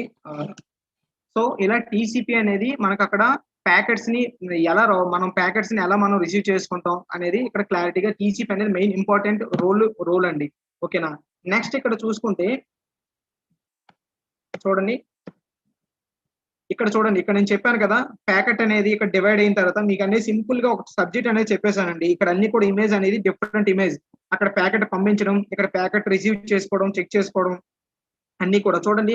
అక్కడ ఎవరైతే పంపించారో ఇన్వెంటరీ, అక్కడ ఒక లిస్ట్ వస్తుంది టీసీపీ, ఇక్కడ రిసీవర్ దగ్గర ఉండే టీసీపీ ఒక లిస్ట్ వస్తుంది. ఆ లిస్ట్ లో ఎన్ని ప్యాకెట్స్ డివైడ్ అయ్యాయి, 6 ప్యాకెట్స్ డివైడ్ అయ్యాయి. ఇది కూడా చెక్ చేసుకుంటది 6 వచ్చాయని, ఇక్కడ 5 వచ్చాయి. సో 5 రాగానే ఏం చేస్తుంది, ఆటోమేటిక్ గా ఆ టీసీపీ అనేది ఏం చేస్తుంది అంటే అక్కడ సెంటర్ దగ్గర ఉండే టీసీపీకి ఒక మెసేజ్ ఎక్నాలజ్మెంట్ అనేది పంపిస్తుంది. ఏమని పంపిస్తుంది అంటే ఒక టీసీపీ ప్యాకెట్ అనేది ఒక ప్యాకెట్ అనేది మిస్ అయ్యింది అని. ఆ ప్యాకెట్ ఏ ప్యాకెట్ అయితే మిస్ అయిందో అది ఇమీడియట్ గా రిటర్న్ చేస్తుంది. అలా రిటర్న్ చేసిన టోటల్ ఇన్ఫర్మేషన్ చేసుకున్న తర్వాత అప్పుడు మనకి ప్లే అవుతుందండి. ఓకేనా? సో అలా మనం ప్యాకెట్ అండ్ రౌటింగ్ ఇన్ఫర్మేషన్ అనేది గ్యాదర్ చేస్తాం. ఇక్కడ మెయిన్ గా చూడండి, ఎక్కడైతే మనం సెంటర్ నుండి పంపిస్తామో అక్కడ స్పెసిఫిక్ ఐపీ అడ్రస్ ఉంటుంది. రిసీవర్ పంపిస్తున్నప్పుడు అక్కడ స్పెసిఫిక్ ఐపీ అడ్రస్ ఉంటుంది. ఓకేనా? మీరు అడిగారు కదా ఇందాక ఎవరు ఐపీ అడ్రస్ వేరవుతుందండి. ఒక సిస్టమ్ కి మీరు ఏదైతే ఇంటర్నెట్ ఉంటుందో దానికి స్పెసిఫిక్ ఐపీ అడ్రస్ ఉంటుందండి. ఇంకో దానికి వేరే ఐపీ అడ్రస్ ఉంటుందండి. ఈ ఐపీ అడ్రస్ నుండి ఆ ఐపీ అడ్రస్ పంపించేటప్పుడు ప్యాకెట్స్ రూపంలో పంపిస్తుంది. ఓకేనా? ఇక్కడ చూసారా, ఇక్కడ మనకి ల్యాప్టాప్ కనిపిస్తుంది, అక్కడ సర్వర్ కనిపిస్తుంది. ఇక్కడ మనకి ఒక ఇన్ఫర్మేషన్ నేను ఏదైనా సెర్చ్ కొట్టగానే అది లోపలికి డైరెక్ట్ గా అక్కడికి వెళ్తుంది. ఎలా వెళ్తుంది? ప్యాకెట్స్ రూపంలో వెళ్తుంది. కానీ ఇక్కడ ఎలా వెళ్తుంది? ఇక్కడ కొన్ని రౌటర్స్ అనేవి ఆ ప్యాకెట్స్ కి మూవ్ అవ్వడానికి యూజ్ అవుతాయండి. ఇప్పుడు ఇక్కడ నుండి డైరెక్ట్ గా ఇన్ కేస్ డైరెక్ట్ వే ఉందనుకోండి, డైరెక్ట్ ఇమీడియట్ గా పంపిస్తుంది. లేదు లాంగ్ వే ఉందనుకోండి, అప్పుడు ఈ రౌటర్ అనేది చెక్ చేస్తుంది. ఏదైతే షార్ట్ వే ట్రాఫిక్ తక్కువగా ఉండే వే ఏదైతే ఉందో ఆ వేని చెక్ చేసుకొని ఆ వే ద్వారా మనకి రౌటర్ నుండి సర్వర్ కి మెసేజ్ అనేది ట్రాన్స్ఫర్ అవుతుంది. అలా ట్రాన్స్ఫర్ అయిన వెంటనే మనకి ఇమీడియట్ గా మనకి రిటర్న్ లో ఆ ప్యాకేజెస్ అన్ని రిసీవ్ అయ్యా లేదా అక్కడ టీసీపీ చెక్ చేసుకొని అంతా ఓకే అనుకుంటే అప్పుడు ఇన్ఫర్మేషన్ రిసీవర్ కి అందిస్తుందండి. సో అలా ఉంటది ఇదంతా కూడా. చూడండి ఇక్కడ కూడా అదే, అక్కడ మీకు రౌటర్స్ లో చూపించాను, ఇక్కడ నార్మల్ ఇమేజ్ లో చూపించాను.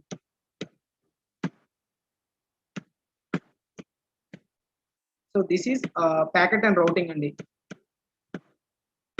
And next coming to basic cloud computing అండి. మీరు అందరూ అడుగుతున్నారు కదా బేసిక్ క్లౌడ్ కంప్యూటింగ్ ఏంటి అని. ఆ క్లౌడ్ కంప్యూటింగ్ టాపిక్స్ ఇక్కడ నుండి మేజర్ టాపిక్స్ అన్ని రన్ అవుతాయండి. మీకు మెసేజ్ కి ఆప్షన్ ఇచ్చానండి, ఇప్పుడు డౌట్ ఉంటే అడగండి. మీకు మళ్ళీ నేను ప్యాకెట్ అండ్ రౌటింగ్ నేను మళ్ళీ ఎక్స్ప్లెయిన్ చేస్తాను, డోంట్ వర్రీ. ఓకేనా? మళ్ళీ రేపటి క్లాస్ లో ప్యాకెట్ అండ్ రౌటింగ్ ఎక్స్ప్లెయిన్ చేసిన తర్వాతే క్లౌడ్ కంప్యూటింగ్ కి నేను ఎంటర్ అవుతాను. ఇప్పుడు ఈ టాపిక్ లో మీకు ఏం డౌట్స్ ఉన్నాయనేది అడగండి.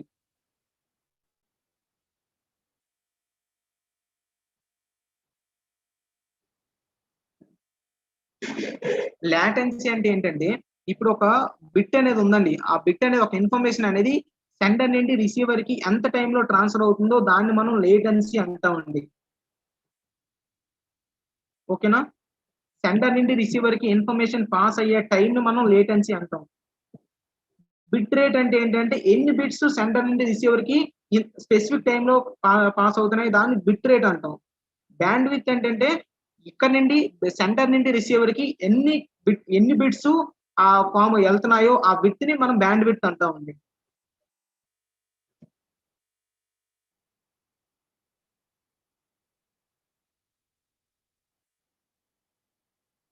ఇంకా ఏమైనా డౌట్స్ ఉంటే అడగండి, ప్రాబ్లం లేదు. టెలిగ్రామ్ లింక్ అండి, రిజల్ట్స్ ప్రోటోకాల్ అందరూ ఫిక్స్ అయిపోతుంది.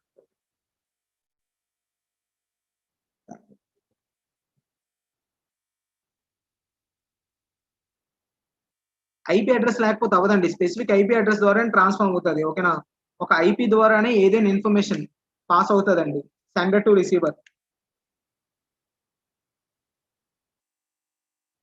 ఓకే, సో దట్ ఈస్ అక్కడ ఏంటంటే మనం ప్యాకెట్ అండ్ రౌటింగ్ గురించి ఎక్స్ప్లెయిన్ చేసామండి. Next coming to basic cloud computing అండి. బేసిక్ క్లౌడ్ కంప్యూటింగ్ మీకు అసలు క్లౌడ్ కంప్యూటింగ్ గురించి మేడం చెప్పుంటారు, నేను ఒకసారి మళ్ళీ క్లియర్ గా చెప్తానండి. ఈ టాపిక్ అప్పుడే స్టార్ట్ చేయండి, రేపు స్టార్ట్ చేస్తానండి. రేపు కాదు, I mean Monday. Basic cloud computing గురించి. క్లౌడ్ కంప్యూటింగ్ అంటే ఏంటి అంటే సింపుల్ గా ఏంటి మీకు అర్థమయ్యే భాషలో చెప్పాలంటే, మనం బేసిక్ గా ఒకసారి మెసేజ్ ఆపండి అమ్మా, నేను క్లియర్ గా ఎక్స్ప్లెయిన్ చేస్తాను.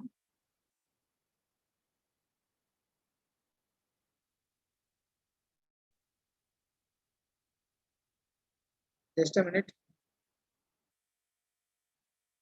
చెప్తానండి, ప్యాకెట్ రౌటింగ్ చెప్తాను, డోంట్ వరీ.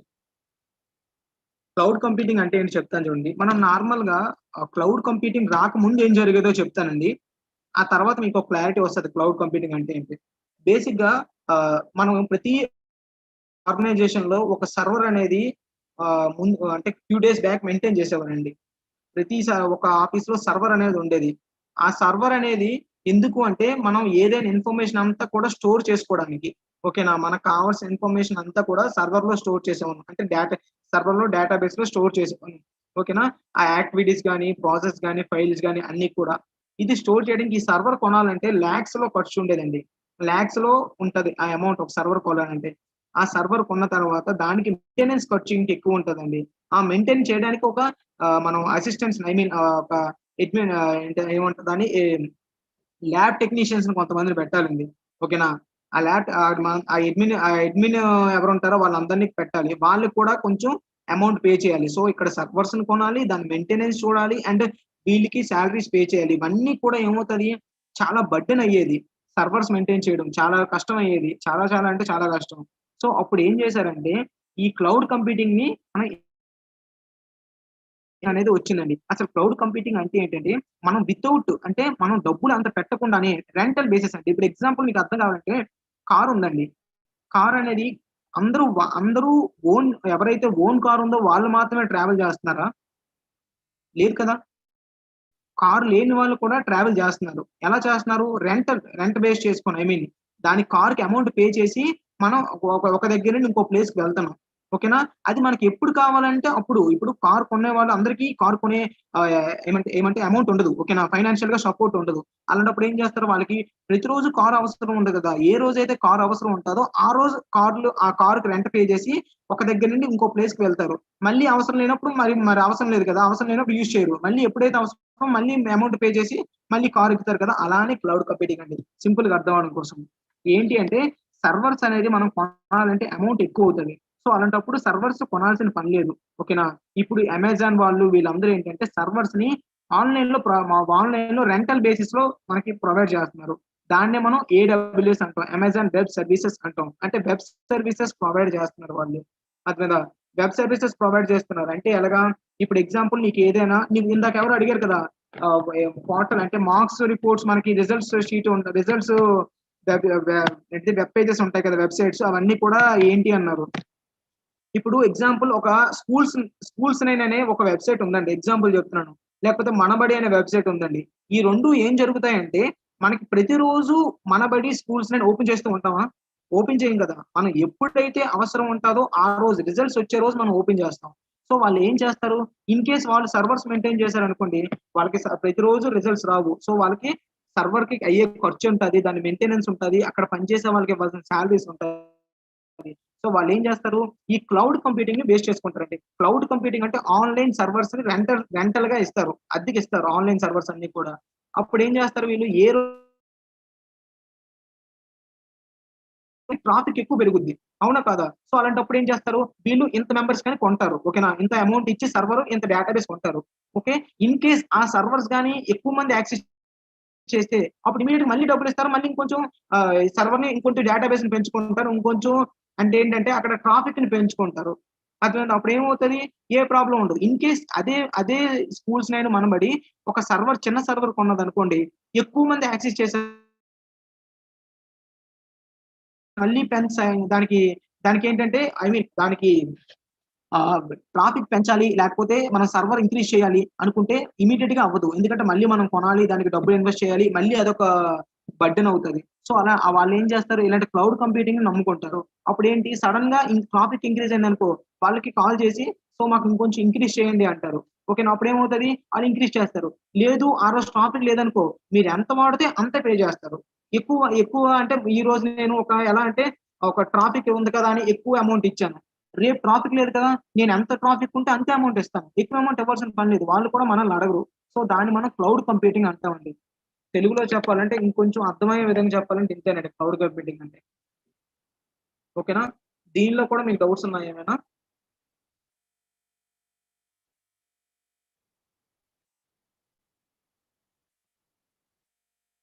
ఓకే. డౌట్స్ ఉంటే అడగండి. ఇది కాదు ఏమైనా సబ్జెక్ట్ రిలేటెడ్ డౌట్స్ ఏమైనా ఉంటే అడగండి ఎవరైనా.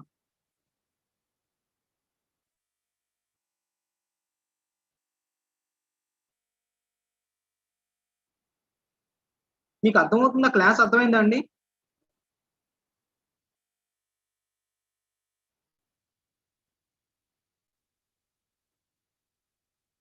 ఓకే. మీ క్లాస్ అర్థమైతే ఓకేనండి. అర్థం కాకపోతే నేను క్లియర్‌గా ఎక్స్‌ప్లెయిన్ చేస్తాను. కాకపోతే ఇప్పుడు మీకు ప్యాకెట్ అండ్ రౌటింగ్ అర్థం కాలేదన్నారు. చేస్తానండి. మళ్ళీ దానికి రేపు క్లియర్‌గా ఎక్స్‌ప్లనేషన్ ఇస్తాను. మీకు కుదిరినంత వరకు ఇమేజెస్‌లో చూపించడానికి ట్రై చేస్తాను. రేపు అంటే ఎల్లుండండి మండే. సండే ఇస్ హాలిడే అండి, ఓకేనా. మండే నాడు మళ్ళీ క్లాస్ స్టార్ట్ అవుతుంది.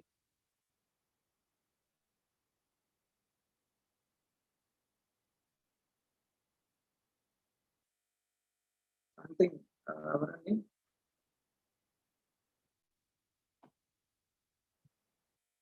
క్లౌడ్ కంప్యూటింగ్ అని చెప్తానండి.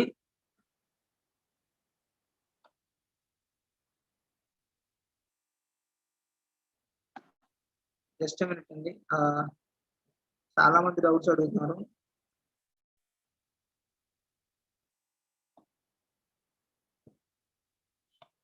ఎవరు this is the thought time అన్నారండి, ఇంకోసారి మీ డౌట్ అడగండి.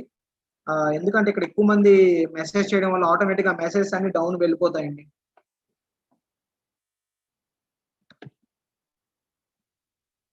రేణుకా విజయటం can you ask again what is your doubt? Renuka గారు ఇంకోసారి మీ డౌట్ అడగండి, నేను ఎక్స్ప్లెయిన్ చేస్తాను.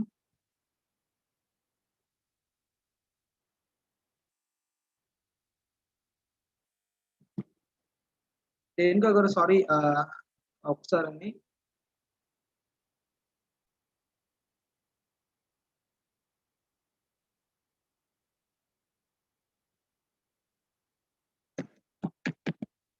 రేణుకా విజయటం మీకు అన్మ్యూట్ చేశానండి, మీరు మాట్లాడొచ్చు. రేణుకా విజయటం మీకు అన్మ్యూట్ చేశానండి, మీరు మాట్లాడొచ్చు ఏదైనా డౌట్ ఉంటే.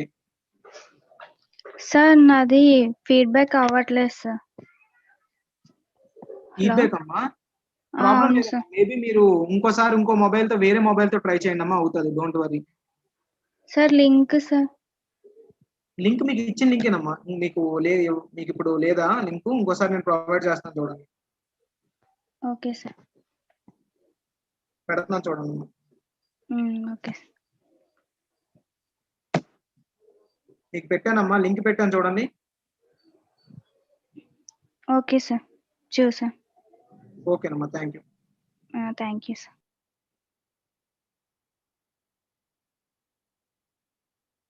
ఇప్పుడు చూడండి, క్లౌడ్ కంప్యూటింగ్ అంటే రెంట్ బేస్ అంటే చెప్తాను చూడండి. క్లౌడ్ కంప్యూటింగ్ అనేది ఏంటంటే మనం నార్మల్ గా సర్వర్స్ ని మెయింటైన్ చేయడం చాలా అమౌంట్ తో ఖర్చుతో కూడుకున్న పని.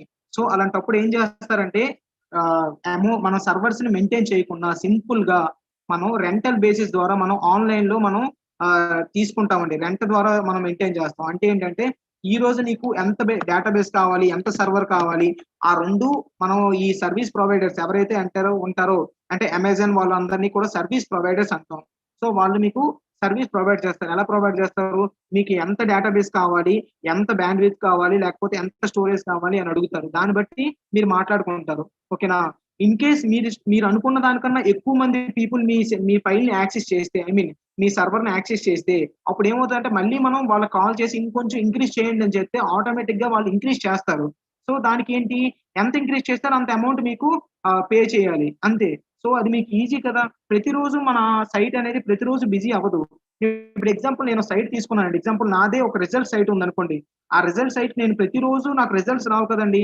ఇప్పుడు ఎగ్జాంపుల్ 10th క్లాస్ రిజల్ట్స్ వచ్చాయంటే ఏ రోజు వస్తాయో ఆ రోజు నేను ఏం చేస్తాను, కంప్లీట్ గా నేను వాళ్ళ దగ్గర నుండి రెంటల్ బేసిస్ ద్వారా రెంట్ తీసుకుంటాను. ఆ రోజు నేను ఏం చేస్తాను, ఒక 1 lakh ఎంతమంది ఒక యూజర్స్ అందరూ యాక్సెస్ అవుతారు అనుకోండి, దానికి సంబంధించినంత అమౌంట్ పే చేస్తాను. ఇన్ కేస్ 2 lakhs మంది యాక్సెస్ చేశారు అనుకోండి, ఇమీడియట్ గా వాళ్ళు కాల్ చేసి ఏం చేస్తాను, సార్ నా కొంచెం నాది పెంచండి, ఓకేనా, అంటే సర్వర్ ఇంక్రీజ్ చేయండి, లేదంటే డేటాబేస్ ఇంక్రీజ్ చేయండి అన్న విధంగా నేను మాట్లాడతాను.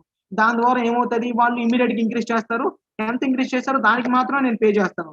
ఇన్ కేస్ నెక్స్ట్ డే కానీ తక్కువ ఉంది అనుకోండి, సో మళ్ళీ నేను ఎంత ఇంక్రీజ్ చేయమన్నాను కదా, నెక్స్ట్ డే కూడా అదే చార్జ్ చేయరు నా దగ్గర. ఎంత నేను వాడానో అంతే చార్జ్ చేస్తారు, అర్థమైందా. సో దట్ మనకి ఏమవుతుందంటే మనకి చాలా ఈజీగా ఉంటది ఈ సర్వర్స్ అనేవి రెంటల్ తీసుకోవడం, ఓకేనా. ఐ హోప్ మీకు క్లియర్ అనుకుంటానండి.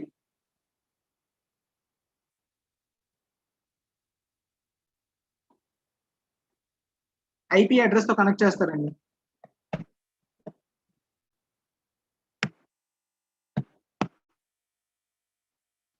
క్లౌడ్ కంప్యూటింగ్ అంటేనే ఏడబ్ల్యూఎస్ అండి, ఓకేనా. ఏడబ్ల్యూఎస్ అంటే అక్కడ ఏంటంటే ఏడబ్ల్యూఎస్ అంటే అమెజాన్ వెబ్ సర్వీసెస్ వాళ్ళు ప్రొవైడ్ చేస్తున్న సర్వీసెస్ అని, ఆ సర్వీసెస్ ఏంటంటే క్లౌడ్ కంప్యూటింగ్ అండి, ఓకేనా.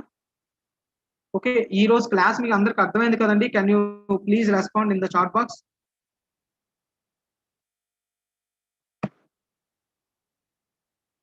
జస్ట్ మినిట్ అండి, మీకు టెలిగ్రామ్ గ్రూప్ లింక్ పోస్ట్ చేస్తాను. 2 సెకండ్స్ వెయిట్ చేయండి. టెలిగ్రామ్ గ్రూప్ 2 సెకండ్స్ లో మీకు పోస్ట్ చేస్తానండి.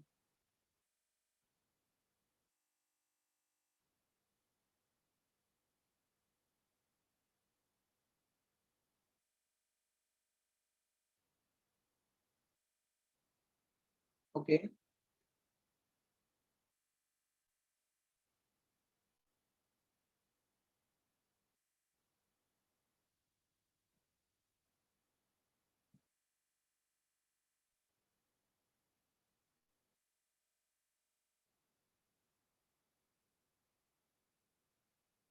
మీకు అక్కడ గ్రూప్ లో చూడండి, మీకు ఒక లింక్ పోస్ట్ చేశాను, దాని ద్వారా మీరు జాయిన్ అవ్వచ్చండి అందరూ.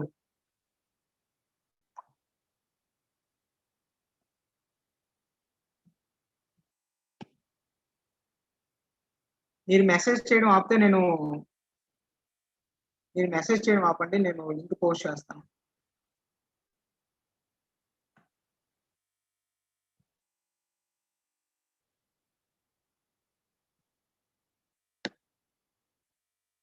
నేను పోస్ట్ చేశాను చూడండి లింక్. సో ఆ లింక్ లో క్లిక్ చేయండి, అందరూ టెలిగ్రామ్ గ్రూప్ లో జాయిన్ అవుతారు.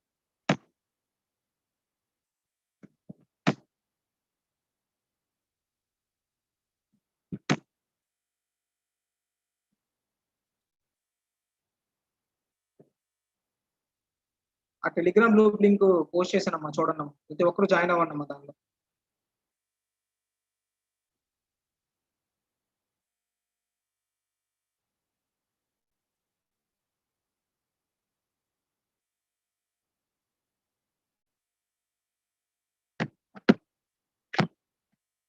లింక్ పోస్ట్ చేశాను, జాయిన్ అవ్వండి.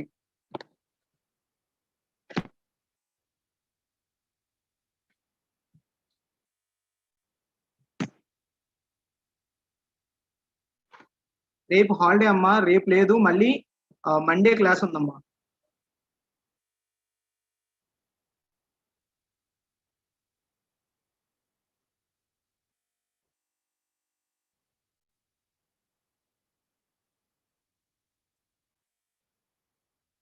ప్లీజ్ ఎటువంటి అన్నెసెసరీ మెసేజెస్ కానీ అలాంటివి పెట్టొద్దు. ఎడ్యుకేషన్ పర్పస్ యూజ్ చేయండి, ఓకేనా? నాలెడ్జ్ గెయిన్ చేయడానికి యూజ్ చేయండి. ఏదైనా ఇన్ఫర్మేషన్ ఉంటే పోస్ట్ చేయండి అంతే, ఏదైనా డౌట్స్ ఉంటే, సో దట్ మీ డౌట్స్ ఏమున్నా మేము క్లియర్ చేయగలం.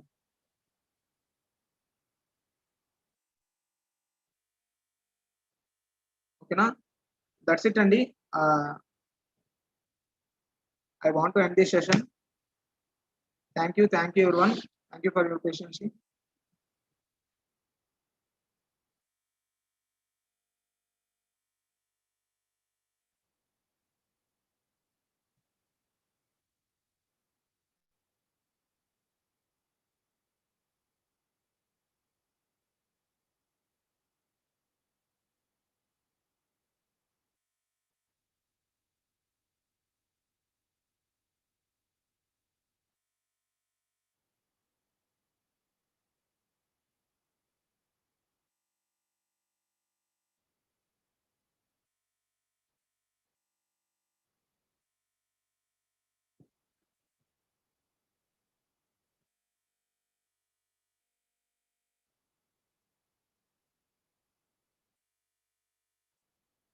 Okay, thank you everyone.